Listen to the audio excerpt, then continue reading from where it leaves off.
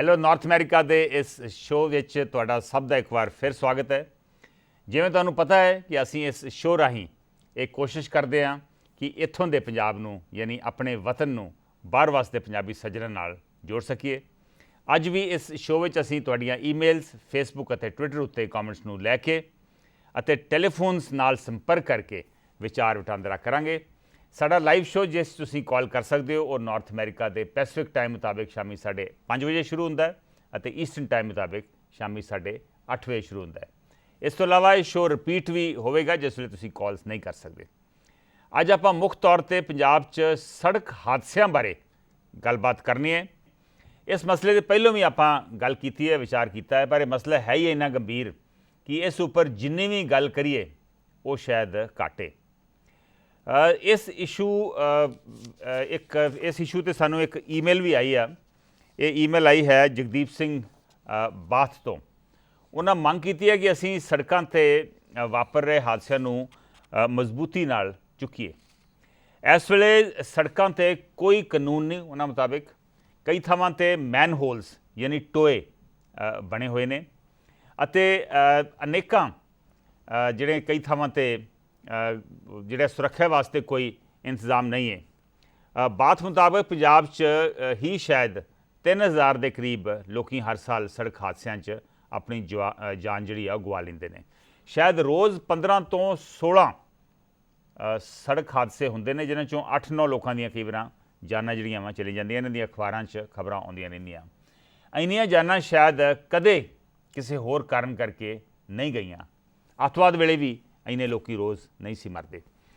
Punjab police ਮੁਤਾਬਕ ਹਾਦਸਿਆਂ ਦਾ ਮੁੱਖ ਕਾਰਨ ਸ਼ਰਾਬ ਪੀ ਕੇ ਗੱਡੀ ਚਲਾਉਣਾ ਹੈ, ਪਰ ਇਸ ਤੋਂ ਇਲਾਵਾ ਹੋਰ ਵੀ ਕਈ ਕਾਰਨ ਨੇ, ਜਿਵੇਂ ਕਿ ਸੜਕਾਂ 'ਤੇ ਸਹੀ ਸਾਈਨ ਬੋਰਡ ਨਹੀਂ ਨੇ ਅਤੇ ਕਾਨੂੰਨ ਦੀ ਪਾਲਣਾ ਉੱਤੇ ਬਹੁਤ ਜ਼ਿਆਦਾ ਸਿਆਸੀ ਦਖਲਅੰਦਾਜ਼ੀ ਹੈ। ਬਾਥ ਨੇ ਅੱਗੇ ਦੱਸਿਆ ਹੈ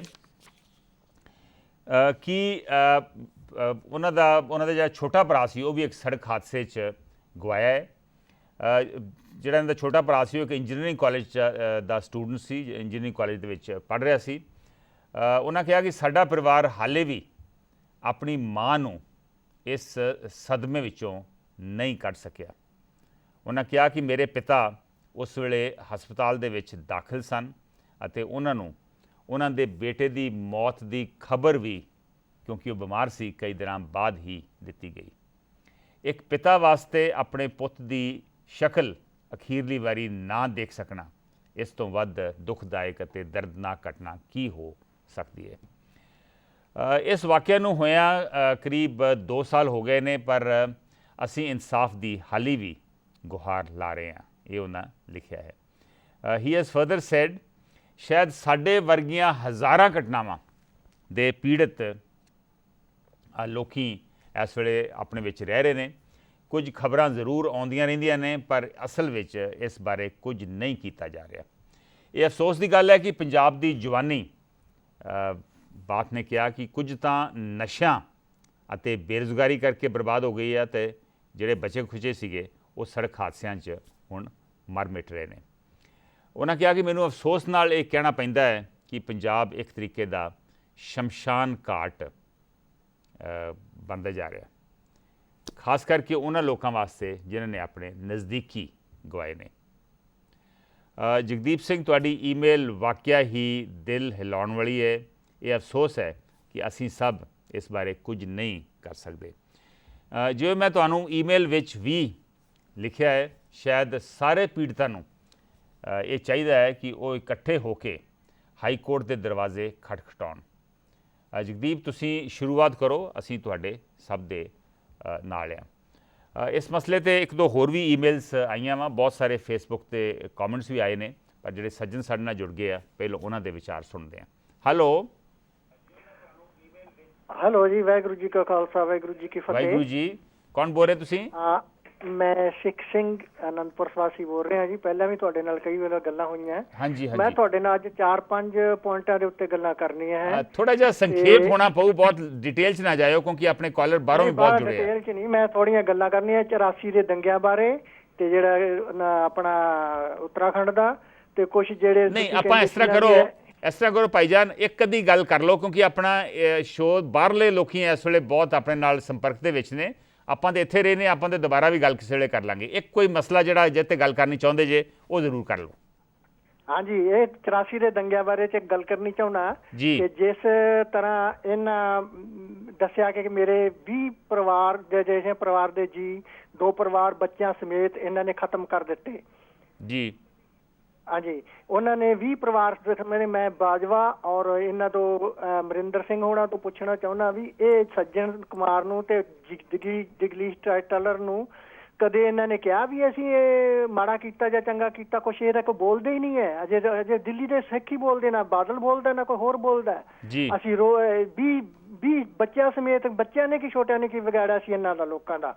ਇਹ ਬੱਚਿਆਂ ਦਾ ਪਤਾ ਲੱਗਣਾ ਚਾਹੀਦਾ। ਹੁਣ ਤੁਸੀਂ ਗੱਲ ਕੀਤੀ ਹੈ ਕਿ ਅੱਜ ਫੇਰ ਬੱਚੇ ਬਿਹਾਰ ਦੇ ਵਿੱਚ 11 ਬੱਚੇ ਕਿਸੇ ਨੇ ਖਾਣਾ ਵਿੱਚ ਸੱਪ ਮਿਲਾ ਕੇ ਤੇ ਨਾ ਟੁਕੜੇ ਕਰਕੇ ਖਾਣੇ ਦੇ ਵਿੱਚ ਮਿਲਾ ਕੇ ਰੱਖੇ ਹੋਏ ਸੀ, ਉਹਦੇ ਵਿੱਚ ਹੋਇਆ। ਇਹ ਕਹਿੰਦੇ 11 ਬੱਚੇ ਮਰ ਚੁੱਕੇ ਆ। ਤੁਸੀਂ ਗੱਲ ਸੁਣੀ ਹੋਈ ਕਿ ਜਿਹੜੇ ਤੁਸੀਂ ਕਹਿੰਦੇ ਰਿਸ਼ਵਤ ਤੇ ਲੈਂਦੇ ਆ, ਚੀਨ ਦੇ ਵਿੱਚ ਪਰਸੋਂ ਚੌਥੇ ਦੀ ਖਬਰ ਆ, ਇਹਦੀ ਸਬੂਤ ਵੀ ਹੈ ਕਿ ਇੱਕ ਬੰਦੇ ਨੇ ਰਿਸ਼ਵਤ ਲਈ ਸੀ, ਉਹਨੂੰ ਫਾਂਸੀ ਦੀ ਸਜ਼ਾ ਦਿੱਤੀ ਗਈ। ਸਿੰਗਾਪੁਰ ਦੇ ਵਿੱਚ ਜੇ ਕੋਈ ਬੰਦਾ ਫੜਿਆ ਜਾਂਦਾ ਉਹਨੂੰ ਸਿੱਧਾ ਕੁਛ ਗੱਲ ਪੁੱਛਣ ਦੀ ਲੋੜ ਨਹੀਂ, ਉੱਥੇ ਉਹਨਾਂ ਨੂੰ ਸਿੱਧੀ ਫਾਂਸੀ ਦੀ ਸਜ਼ਾ। ਇੱਥੇ ਸਾਡੇ ਦੇਸ਼ ਵਿੱਚ ਦੁਨੀਆ ਦੇ 100% ਨਸ਼ੇ ਬੰਦਿਆਂ ਵਿੱਚੋਂ 80% ਸਿੱਖ ਨਸ਼ਾ ਕਰਦੇ ਨੇ। ਜਿਹੜੇ ਤੁਹਾਨੂੰ ਬੰਦੇ ਬਾਹਰੋਂ ਵੀ ਤੁਹਾਨੂੰ ਟੈਲੀਫੋਨ ਕਰਦੇ ਨੇ, ਉਹਨਾਂ ਵਿੱਚੋਂ 90% ਬੰਦੇ ਜਿਹੜੇ ਨੇ ਉਹ ਤੁਹਾਡੇ ਇਹ ਨਸ਼ਾ ਕਰਦੇ ਨੇ, ਨਸ਼ਾ ਦੇ ਬਰਬਾਦੀ ਕਰਦੇ। ਇਹੀ ਬੰਦੇ ਉੱਥੇ ਪੰਜਾਬ 'ਚ ਸਾਡੇ ਉੱਥੇ ਨਸ਼ਿਆਂ ਨੂੰ ਇਹ ਬੜਾਵਾ ਦਿੰਦੇ ਨੇ। ਦੇਖੋ ਆਪਾਂ ਕਈ ਇਸ਼ੂਜ਼ ਮਿਕਸ ਕਰ ਰਹੇ ਹਾਂ। 84 ਦੇ ਦੰਗਿਆਂ ਤੋਂ ਆਪਾਂ ਸ਼ੁਰੂ ਕੀਤਾ, ਬਿਲਕੁਲ ਠੀਕ ਆ ਕਿ ਕਾਂਗਰਸ ਪਾਰਟੀ ਦੇ ਜਿਹੜੇ ਸਿਆਸੀ ਲੀਡਰ ਨੇ ਉਹਨਾਂ ਨੂੰ ਮਸਲਾ ਇਹ ਜਿਹੜਾ ਦੰਗਿਆਂ ਦਾ ਮਸਲਾ ਵਾ ਇਹ ਚੁੱਕਣਾ ਚਾਹੀਦਾ ਵਾ, ਕਿਉਂਕਿ ਉਹਨਾਂ ਦੇ ਪਾਰਟੀ ਦਾ ਮਸਲਾ ਨਹੀਂ ਰਹਿ ਗਿਆ, ਇਹ ਸਾਰੇ ਮੁਲਕ ਦਾ ਮਸਲਾ ਵਾ। ਸਾਰੀ ਦੁਨੀਆ ਦੇ ਵਿੱਚ ਇਹਦੀ ਬੜੀ ਸ਼ਰਮਿੰਦਗੀ ਹੈ ਆਪਣੇ ਹਿੰਦੁਸਤਾਨ ਨੂੰ ਕਿ ਇਹੋ ਜਿਹਾ ਵਾਕਿਆ ਹੋਇਆ ਸੀ। ਸੋ ਕਾਂਗਰਸ ਲੀਡਰਸ ਨੂੰ ਇਸ ਮਸਲੇ ਨੂੰ ਬਹੁਤ ਗੰਭੀਰਤਾ ਨਾਲ ਲੈਣਾ ਚਾਹੀਦਾ ਵਾ। ਇਹ ਬਿਲਕੁਲ ਮੈਂ ਇਹਦੇ ਨਾਲ ਸਹਿਮਤ ਹਾਂ। ਉਸ ਤੋਂ ਬਾਅਦ ਤੁਸੀਂ ਕਈ ਹੋਰ ਵੀ ਗੱਲਾਂ ਕੀਤੀਆਂ। ਚਲੋ ਤੁਸੀਂ ਇਹ ਆਪਾਂ ਸਵੀਪਿੰਗ ਸਟੇਟਮੈਂਟ ਨਾ ਦਈਏ ਵੀ ਆਪਾਂ 90% ਜਿਹੜੇ ਬਾਹਰ ਵਸਦੇ ਸੱਜਣ ਆ ਉਹ ਸਾਰੇ ਨਸ਼ਾ ਕਰਦੇ ਆ। ਨਸ਼ਾ ਜੇ ਤੁਸੀਂ ਮੰਨਦੇ ਜੇ ਵੀ ਸ਼ਰਾਬ ਪੀਣਾ ਵੀ ਨਸ਼ਾ ਵਾ, ਕਾਫੀ ਲੋਕੀ ਇੱਥੇ ਵੀ ਆਪਣੇ ਨਸ਼ਾ ਕਰਦੇ ਇਹੋ ਜਿਹਾ। ਫਿਰ ਪਰ ਪੁਆਇੰਟ ਇਹ ਆ ਵੀ ਜਿਹੜੀ ਚੀਜ਼ ਜਿਹੜਾ ਕੰਮਕਾਜ ਆ ਉਹ ਬਿਲਕੁਲ ਉਹਦੇ 'ਤੇ ਫਰਕ ਨਹੀਂ ਪੈਣਾ ਚਾਹੀਦਾ। ਔਰ ਜਿਹੜੇ ਨਸ਼ੇ ਪਦਾਰਥਾਂ ਦੇ ਜਿਹੜੇ ਨਸ਼ੀਲਾ ਪਦਾਰਥਾਂ ਦੇ ਜਿਹੜੀ ਵਰਤੋਂ ਕਰਦੇ ਆ ਉਹ ਬਹੁਤ ਮਾੜੀ ਗੱਲ ਆ। ਅਸੀਂ ਮੰਨਦੇ ਹਾਂ ਇਸ ਚੀਜ਼ ਦੇ ਵਿੱਚ, ਪਰ ਆਪਾਂ ਇੰਨੀ ਸਵੀਪਿੰਗ ਸਟੇਟਮੈਂਟ ਨਾ ਦਈਏ ਵੀ 90 ਜਾਂ 95% ਜਿਹੜੇ ਆ ਉਹ ਨਸ਼ਾ ਕਰਦੇ ਆ। ਕੁਝ ਸੱਜਣ ਸਾਡੇ ਬਾਹਰੋਂ ਵੀ ਜੁੜੇ ਆ, ਔਰ ਉਹਨਾਂ ਦੇ ਵਿਚਾਰ ਸੁਣਦੇ ਆ। ਹੈਲੋ। ਹਾਂਜੀ ਹਾਂਜੀ, ਕੌਣ ਬੋਲ ਰਹੇ ਜੀ? ਮੈਂ ਅਜਮੇਰ ਸਿੰਘ ਮੈਂ ਕੈਲੀਫੋਰਨੀਆ ਤੋਂ ਬੋਲਦਾ ਹਾਂ। ਥੋੜਾ ਜਿਹਾ ਹੌਲੀ ਬੋਲੇ ਜੀ, ਗੱਲ ਪੂਰੀ ਸਮਝ ਨਹੀਂ ਆਈ। ਕੌਣ ਬੋਲ ਰਹੇ? ਮੈਂ ਕੈਲੀਫੋਰਨੀਆ ਤੋਂ ਬੋਲਦਾ, ਅਜਮੇਰ ਸਿੰਘ ਮੇਰਾ ਨਾਮ। ਅਜਮੇਰ ਸਿੰਘ ਕੈਲੀਫੋਰਨੀਆ ਤੋਂ? ਹਾਂਜੀ ਹਾਂਜੀ ਅਜਮੇਰ ਸਿੰਘ ਜੀ, ਕੈਲੀਫੋਰਨੀਆ ਤੋਂ ਕਿਹੜੀ ਜਗ੍ਹਾ? ਬੇਕਰਫੀਲਡ। ਹਾਂਜੀ ਬੇਕਰਸਫੀਲਡ ਤੋਂ। ਹਾਂਜੀ ਅਜਮੇਰ ਜੀ ਦੱਸੋ ਕੀ ਵਿਚਾਰ ਰੱਖਣੇ ਚਾਹੁੰਦੇ ਜੇ? ਮੈਂ ਵਿਚਾਰੇ ਕੱਲ ਤੁਹਾਡਾ ਮੁੱਦਾ ਸੀਗਾ ਕਰਪਸ਼ਨ ਦੇ ਉੱਤੇ ਜੀ। ਤੁਸੀਂ ਕਹਿ ਰਹੇ ਸੀਗੇ ਵੀ ਜਿਹੜੇ ਲੋਕਾਂ ਨੂੰ ਜੇ ਪ੍ਰੋਪਰ ਤਨਖਾਹ ਮਿਲੇਗੀ ਤੇ ਕਰਪਸ਼ਨ ਬੰਦ ਹੋਏਗੀ। ਮੈਂ ਤੁਹਾਨੂੰ ਪੁੱਛਣਾ ਚਾਹੁੰਦਾ ਜਾਂਦਾ ਕਿਸੇ ਨੂੰ ਵੀ ਅੱਜ ਪਟਵਾਰੀਆਂ ਕੋਲ ਜਾ ਕੇ ਦੇਖੋ ਕਾਰਾਂ ਰੱਖੀਆਂ ਹੋਈਆਂ ਜੀ, ਉਹਨਾਂ ਕੋਲ 2 ਕੋਠੀਆਂ ਹੈ ਜੀ ਜੀ। ਇੱਥੇ ਸਿਪਾਹੀ ਕੋਲ ਅੱਜ ਕੱਲ੍ਹ ਮਤਲਬ ਕਾਰ ਰੱਖੀ ਹੋਈ ਹੈ, ਕੋਠੀਆਂ ਹੈ, ਤੇ ਜੇ ਉਹਨਾਂ ਨੂੰ ਇਨਕਮ ਨਹੀਂ ਗਈ ਤੇ ਜਿਹੜੇ ਪੁਲਿਸ ਵਾਲੇ ਹੈ ਉਹ ਕਿਰਾਏ ਤੇ ਰਹਿੰਦੇ ਹੈ ਅਮਰੀਕਾ 'ਚ। ਉਹਨਾਂ ਗੱਡੀ ਸਰਕਾਰੋਂ ਮਿਲੀ ਹੋਈ ਹੈ ਜੀ, ਪਰ ਉਹ ਅਪਾਰਟਮੈਂਟ 'ਚ ਰਹਿ ਰਹੇ ਨੇ ਕਮੀਆਂ ਨਾਲ। ਪਰ ਦੇਖੋ ਵੀ ਅਜੇ ਲੋਕ ਸੈਟਿਸਫਾਈਡ ਨੇ ਤੇ ਹੋਰ ਕਿੰਨਾ ਬਿਲਕੁਲ ਕਰਪਸ਼ਨ ਭ੍ਰਿਸ਼ਟਾਚਾਰ ਬਹੁਤ ਵੱਡਾ ਮੁੱਦਾ। ਅਜਮੇਰ ਸਿੰਘ ਜੀ ਤੁਸੀਂ ਠੀਕ ਕਿਹਾ ਕਿ ਬਹੁਤ ਸਾਰੇ ਪਟਵਾਰੀ ਜਿਹੜੇ ਉਹਨਾਂ ਦੀ ਬਹੁਤ ਜ਼ਿਆਦਾ ਤਨਖਾਹ ਨਹੀਂ ਗਈ, ਫਿਰ ਵੀ ਉਹਨਾਂ ਨੇ ਕਾਰਾਂ ਰੱਖੀਆਂ ਵਾ। ਪਿੱਛੇ ਜੇ ਇੱਕ ਪੰਜਾਬ ਸਰਕਾਰ ਨੇ ਹਾਈ ਕੋਰਟ ਦੇ ਕਹਿਣ 'ਤੇ ਇੱਕ ਕਮੇਟੀ ਗਠਨ ਕੀਤੀ ਸੀ ਜਿਸ ਦੀ ਅਗਵਾਈ ਕਰ ਰਹੇ ਸਨ ਜਸਟਿਸ ਕੁਲਦੀਪ ਸਿੰਘ, ਜਿਹੜੇ ਪੁਰਾਣੇ ਸੁਪਰੀਮ ਕੋਰਟ ਦੇ ਜੱਜ ਨੇ। ਉਹ ਕਿਉਂਕਿ ਚੰਡੀਗੜ੍ਹ ਦੇ ਆਲੇ ਦੁਆਲੇ ਕੁਝ ਜਿਹੜੇ ਇਨਫਲੂਐਂਸ਼ੀਅਲ ਲੋਕੀ ਨੇ, ਰਸੂਖ ਵਾਲੇ ਲੋਕੀ ਨੇ, ਉਹਨਾਂ ਪ੍ਰਾਪਰਟੀਜ਼ ਖਰੀਦੀਆਂ ਵਾ ਔਰ ਕਈ ਕੇਸਿਸ ਦੇ ਵਿੱਚ ਸ਼ਾਮਲਾਟ ਲੈਂਡ ਉਹਨਾਂ ਨੇ ਹੜੱਪੀ ਆ। ਸੋ ਉਸ ਮਸਲੇ ਦੇ ਉੱਤੇ ਜਸਟਿਸ ਕੁਲਦੀਪ ਸਿੰਘ ਇੱਕ ਪੈਨਲ ਟ੍ਰਾਈਬਿਊਨਲ ਬਣਿਆ ਸੀ ਔਰ ਉਸ ਟ੍ਰਿਬਿਊਨਲ ਨੇ ਆਪਣੀ ਜਿਹੜੀ ਦੂਜੀ ਰਿਪੋਰਟ ਦਿੱਤੀ ਆ, ਪਰਸੋਂ ਹੀ ਰਿਪੋਰਟ ਦਿੱਤੀ ਆ, ਉਹਦੇ ਜਸਟਿਸ ਕੁਲਦੀਪ ਸਿੰਘ ਨੇ ਕਿਹਾ ਵਾ ਕਿ ਜਿਹੜਾ ਪਟਵਾਰੀ ਤੇ ਕਾਨੂੰਗੋ ਸਿਸਟਮ ਆ ਉਹ ਬਹੁਤ ਭ੍ਰਸ਼ਟ ਹੋ ਚੁੱਕਾ ਵਾ ਔਰ ਇਸ ਸਿਸਟਮ ਨੂੰ ਚੇਂਜ ਕਰਨ ਦੀ ਲੋੜ ਆ, ਇਹਨਾਂ ਨੂੰ ਹਟਾਉਣ ਦੀ ਲੋੜ ਆ, ਇੱਕ ਨਵਾਂ ਸਿਸਟਮ ਲਿਆਉਣ ਦੀ ਲੋੜ ਆ। ਸੋ ਇਹ ਬਿਲਕੁਲ ਠੀਕ ਆ ਕਿ ਪਟਵਾਰੀ ਸਿਸਟਮ ਜਿਹੜਾ ਵੈਸੇ ਬਹੁਤ ਚੰਗਾ ਸਿਸਟਮ ਸੀ ਜਿਹਨੇ ਵੀ ਇੰਟਰੋਡਿਊਸ ਕੀਤਾ ਸੀ ਅੰਗਰੇਜ਼ਾਂ ਨੇ, ਜਾਂ ਅੰਗਰੇਜ਼ਾਂ ਤੋਂ ਪਹਿਲਾਂ ਸ਼ੇਰਸ਼ਾਹ ਸੂਰੀ ਔਰ ਅਕਬਰ ਬਾਦਸ਼ਾਹ ਵੇਲੇ ਸਿਸਟਮ ਸ਼ੁਰੂ ਹੋਇਆ ਸੀ। ਪਰ ਉਸ ਤੋਂ ਬਾਅਦ ਇਹਦੇ 'ਚ ਜਿਵੇਂ ਇਹ ਚੱਲਦਾ ਰਿਹਾ, ਤੁਹਾਨੂੰ ਪਤਾ ਹੀ ਆ ਵੀ ਇਹਦੇ 'ਚ ਇੰਨੀ ਕੁ ਮਿਲਾਵਟ ਆ ਗਈ ਇਸ ਸਿਸਟਮ ਦੇ ਵਿੱਚ, ਇੰਨੀ ਗੜਬੜੀ ਹੋਣ ਲੱਗ ਪਈ ਇਸ ਵੇਲੇ ਸਿਸਟਮ ਸ਼ਾਇਦ ਇਹ ਬਦਲਣ ਦੀ ਲੋੜ ਆ। ਇੱਕ ਹੋਰ ਸੱਜਣ ਸਾਡੇ ਨਾਲ ਨੇ, ਔਰ ਉਹਨਾਂ ਦੇ ਵਿਚਾਰ ਸਾਂਝੇ ਕਰਦੇ ਹਾਂ। ਹੈਲੋ, ਸਤਿ ਸ਼੍ਰੀ ਅਕਾਲ ਜੀ। ਸਤਿ ਸ਼੍ਰੀ ਅਕਾਲ ਜੀ। ਹਾਂਜੀ, ਮੈਂ ਮੈਰੀਲੈਂਡ ਤੋਂ ਬੋਲ ਰਿਹਾ ਜੀ। ਕੌਣ ਬੋਲ ਰਹੇ ਜੀ? ਨਵਦੀਪ ਕੌਰ। ਹਾਂਜੀ ਨਵਦੀਪ ਜੀ, ਸਵਾਗਤ ਹੈ ਸ਼ੋਅ ਦੇ ਵਿੱਚ। ਬੜੇ ਦਿਨਾਂ ਬਾਅਦ ਕਾਲ ਕੀਤਾ ਤੁਸੀਂ ਜੀ। ਮਿਲ ਨਹੀਂ ਸੀ ਰਿਹਾ, 4-5 ਦਿਨ ਤੋਂ ਮਿਲਾ ਰਹੇ ਹਾਂ। ਹਾਂਜੀ ਹਾਂਜੀ, ਦੱਸੋ ਕੀ ਵਿਚਾਰ ਰੱਖਣੇ ਚਾਹੁੰਦੇ ਜੀ? ਪਹਿਲੇ ਤਾਂ ਵਿਚਾਰ ਉਸ ਦਿਨ ਵੀ ਮੈਂ ਬਹੁਤ ਮਿਲਾਇਆ ਜਿਸ ਦਿਨ ਤੁਸੀਂ ਕੀ ਗੱਲ ਕਰ ਰਹੇ ਸੀ ਗੁਰਦੁਆਰੇ ਸਾਹਿਬ ਦੀ। ਜੀ ਵੀਰ ਜੀ, ਗੁਰਦੁਆਰੇ ਤਾਂ ਕਦੇ ਵੀ ਇਹ ਦੁਕਾਨਾਂ ਨੇ ਕਦੇ ਵੀ ਗੁਰੂ ਘਰ ਸੁਧਰ ਨਹੀਂ ਸਕਦੇ, ਕਿਉਂਕਿ ਪੰਜਾਬ ਤੇ ਅਮਰੀਕਾ, ਕੈਨੇਡਾ, ਇੰਗਲੈਂਡ ਸਾਰੇ ਜਿੱਥੇ ਮਰਜ਼ੀ ਚਲੇ ਜਾਓ, ਜੀ, ਕਿਉਂਕਿ ਆਪਣੇ ਗੁਰੂ ਮਹਾਰਾਜ ਤਾਂ ਕਹਿੰਦੇ ਕਿਸੇ ਉਰੇ ਹੱਥ ਸਿਰ ਨਾ ਨੀਵਾਂ ਕਰੋ। ਇੱਥੇ ਲੋਕਾਂ ਦੇ ਪੈਰਾਂ ਦੇ ਪੈਰ ਚੁੰਮੀ ਜਾ ਰਹੇ ਆ ਜੀ। ਦੂਜੇ ਤੁਸੀਂ ਕੱਲ ਰੱਖਿਆ ਸੀਗਾ ਵੀ ਜੇ ਲੋਕ ਰਿਸ਼ਵਤ ਲੈਂਦੇ ਆ, ਜੀ ਜੇ ਵੀਰ ਜੀ ਆਪਾਂ ਦਿੰਦੇ ਆ ਤੇ ਲੋਕ ਤਾਂ ਹੀ ਲੈ ਰਹੇ ਆ ਨਾ। ਜੀ ਬਿਲਕੁਲ। ਦੇਖੋ, ਤੁਸੀਂ ਕਿਹਾ ਵੀ ਗੁਰਦੁਆਰਿਆਂ 'ਚ ਸੁਧਾਰ ਨਹੀਂ ਹੋ ਸਕਦਾ, ਇਹ ਨਹੀਂ ਗੱਲ। ਗੁਰਦੁਆਰੇ ਅਸੀਂ ਲੋਕਾਂ ਨੇ ਬਣਾਏ ਆ, ਅਸੀਂ ਲੋਕੀ ਉੱਥੇ ਜਾਂਦੇ ਆ। ਸੋ ਜੇ ਆਪਾਂ ਸਾਰੇ ਚਾਹੀਏ ਵੀ ਸੁਧਾਰ ਹੋਣੇ ਚਾਹੀਦੇ ਆ ਤੇ ਡੈਫੀਨਿਟਲੀ ਸੁਧਾਰ ਹੋ ਸਕਦੇ ਆ। ਸਿਰਫ ਇਹ ਆ ਕਿ ਆਮ ਜਿਹੜਾ ਪੰਜਾਬੀ ਆ, ਜਿਹੜਾ ਸਿੱਖ ਆ, ਉਹ ਗੁਰਦੁਆਰੇ ਜਾ ਕੇ ਆਪਣਾ ਮੱਥਾ ਟੇਕ ਕੇ ਵਾਪਸ ਆ ਜਾਂਦਾ ਪ੍ਰਸ਼ਾਦ ਲੈ ਕੇ, ਔਰ ਉਹ ਉੱਥੋਂ ਦੇ ਜਿਹੜੇ ਮਸਲੇ ਆ ਉਹਨਾਂ 'ਚ ਦਖਲਅੰਦਾਜ਼ੀ ਨਹੀਂ ਦਿੰਦਾ। ਜੇ ਅਸੀਂ ਚਾਹੁੰਦੇ ਹਾਂ ਵੀ ਸੁਧਾਰ ਹੋਵੇ ਤਾਂ ਫਿਰ ਸਾਰਿਆਂ ਨੂੰ ਮਸਲਿਆਂ ਦੇ ਵਿੱਚ ਥੋੜ੍ਹਾ ਜਿਹਾ ਵਿਚਾਰ ਕਰਨਾ ਪਊ ਮਸਲਿਆਂ ਦੇ ਉੱਤੇ, ਤੇ ਫਿਰ ਉੱਥੇ ਸੁਧਾਰ ਜ਼ਰੂਰ ਆ ਸਕੂਗਾ।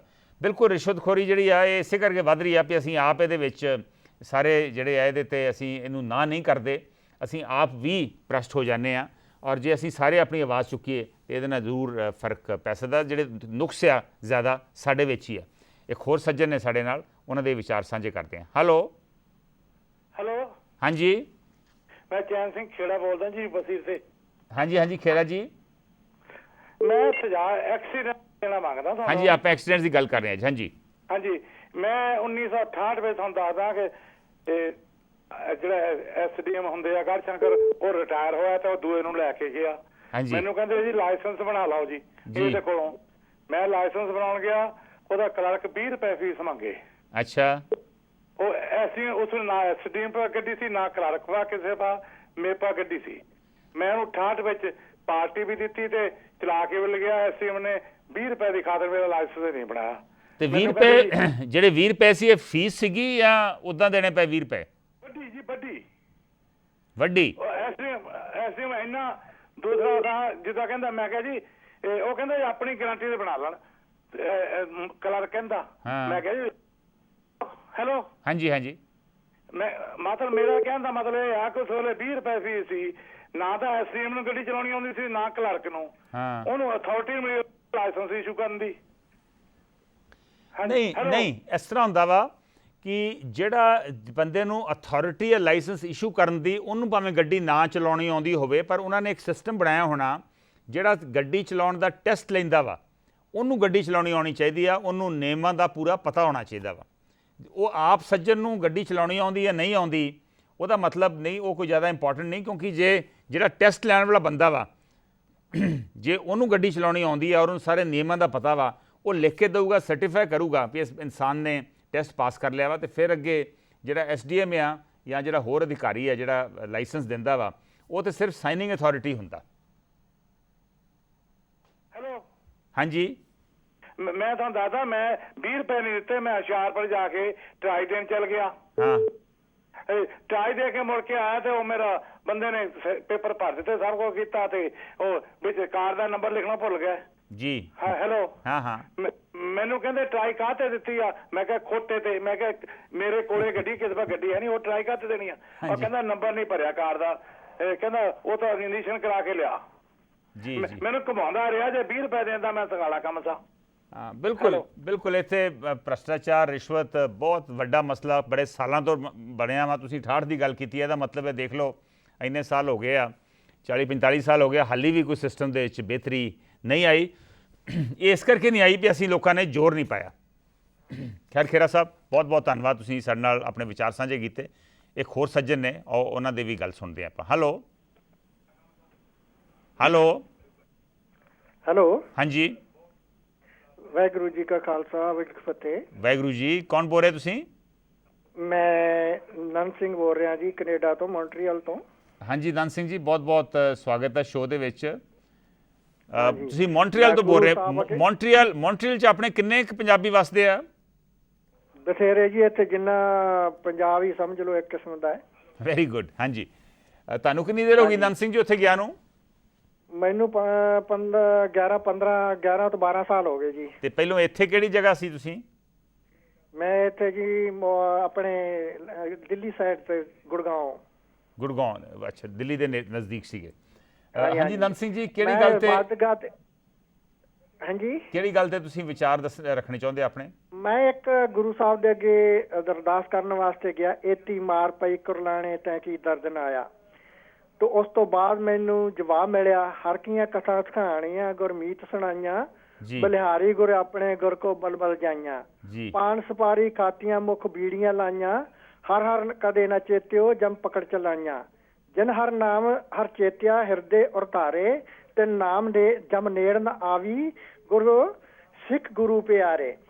ਮੈਂ ਅਭੀ ਇੱਥੇ ਉੱਤਰਾਖੰਡ ਦੇ ਵਿੱਚ ਜਿਹੜਾ ਕਾਂਡ ਵਰਤਿਆ ਹੈ ਉਹਦੇ ਵਿੱਚ ਮੈਨੂੰ ਕੁਝ ਸ਼ੰਕਾ ਪੈਦਾ ਹੋਈ ਕਿ ਉਹਨਾਂ ਜਿਹੜੇ ਸਾਡੇ ਸਿੱਖ ਵੀ ਗਏ ਹੈ ਤੇ ਹਿੰਦੂ ਵੀਰ ਵੀ ਗਏ ਹੈ, ਉਹਨਾਂ ਦੀਆਂ ਝੋਲਿਆਂ ਦੇ ਵਿੱਚ ਤਮਾਕੂ ਵੀ ਸੀ ਔਰ ਸ਼ਰਾਬ ਦੀਆਂ ਬੋਤਲਾਂ ਵੀ ਸੀਗੀਆਂ, ਕਿਉਂਕਿ ਉੱਥੇ ਖਾਲੀ ਬੋਤਲਾਂ ਦਾ ਭੰਡਾਰ ਲੱਗਿਆ ਹੋਇਆ, ਕੋਈ ਖਾਲੀ ਬੋਤਲਾਂ ਦੀ ਉੱਥੇ ਕੋਈ ਫੈਕਟਰੀ ਨਹੀਂ ਲੱਗੀ ਹੋਈ ਭਾਈ ਸਾਹਿਬ ਜੀ। ਤੇ ਅਸੀਂ ਇਸ ਨੂੰ ਦੇਖ ਕੇ ਤੇ ਹੈਰਾਨੀ ਦੀ ਗੱਲ ਹੈ ਕਿ ਸਾਡੇ ਬਾਹਲੇ ਸਿੱਖ ਜਿਹੜੇ ਨੇ ਉਹ ਤਮਾਕੂ ਖਾਂਦੇ ਨੇ, ਤੇ ਤਮਾਕੂ ਤੇ ਨਾਲ ਉੱਥੇ ਭੰਗ। ਮੈਂ ਇੱਕ ਬੰਦੇ ਨੂੰ ਉੱਥੇ ਪੁੱਛਿਆ ਵੀ ਤੁਹਾਡੇ, ਮੈਂ ਉੱਥੇ ਗਿਆ ਸੀ ਕਦੇ ਇੱਕ ਵਾਰੀ, ਮੈਂ ਹਾਂਗਕਾਂਗ ਗਿਆ ਸੀਗਾ, ਉੱਥੇ ਮੈਨੂੰ ਕਹਿੰਦੀ ਭੋਲੇਨਾਥ ਨਾ ਭੰਗ ਪੀਂਦੇ ਸੀ। ਮੈਂ ਕਿਹਾ ਐਡੀ ਵੱਡੀ ਸ਼ਕਤੀ ਨੂੰ ਭੰਗ ਪੀਣ ਦੀ ਕੀ ਲੋੜ ਸੀ? ਜਾਂ ਤੁਹਾਡਾ ਨਸ਼ਾ ਖਾਂਦੇ ਆ ਜਾਂ ਇਹ ਸਾਰੇ ਕੁਝ ਖਾਂਦੇ ਆ ਤੁਸੀਂ, ਕਿ ਇਹ ਭੋਲੇਨਾਥ ਗੁਰੂ ਸਾਹਿਬ, ਗੁਰੂ ਨਾਨਕ ਸਾਹਿਬ ਜਾਂ ਗੁਰੂ ਗੋਬਿੰਦ ਸਿੰਘ ਸਾਹਿਬ ਜਾਂ ਭਗਵਾਨ ਰਾਮ ਜਾਂ ਭਗਵਾਨ ਕ੍ਰਿਸ਼ਨ ਨੇ ਖੁਸ਼ ਹੋਣਗੇ ਤੁਹਾਡੇ ਤੇ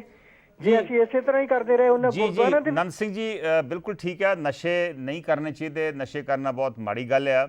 ਨਸ਼ਿਆਂ ਦਾ ਸਿਹਤ 'ਤੇ ਵੀ ਬਹੁਤ ਨੁਕਸਾਨ ਹੁੰਦਾ ਵਾ। ਕਰੀਬ ਸਾਰੇ ਧਰਮ ਜਿਹੜੇ ਆ ਉਹ ਲੋਕਾਂ ਨੂੰ ਕਹਿੰਦੇ ਆ ਵੀ ਨਸ਼ਿਆਂ ਤੋਂ ਦੂਰ ਰਹੋ।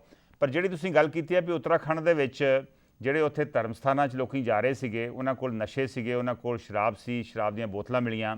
ਮੈਂ ਉੱਥੇ ਸਿਰਫ ਇੱਕ ਗੱਲ ਕਹਿਣੀ ਚਾਹੁੰਦਾ ਵਾਂ ਕਿ ਕਾਫੀ ਲੋਕੀ ਜਿਹੜੇ ਉੱਤਰਾਖੰਡ ਦੇ ਇਹਨਾਂ ਪਹਾੜੀ ਇਲਾਕਿਆਂ 'ਚ ਗਏ, ਉਹ ਸਾਰੇ ਹੀ ਧਰਮ ਸਥਾਨਾਂ 'ਤੇ ਨਹੀਂ ਸੀ ਜਾ ਰਹੇ।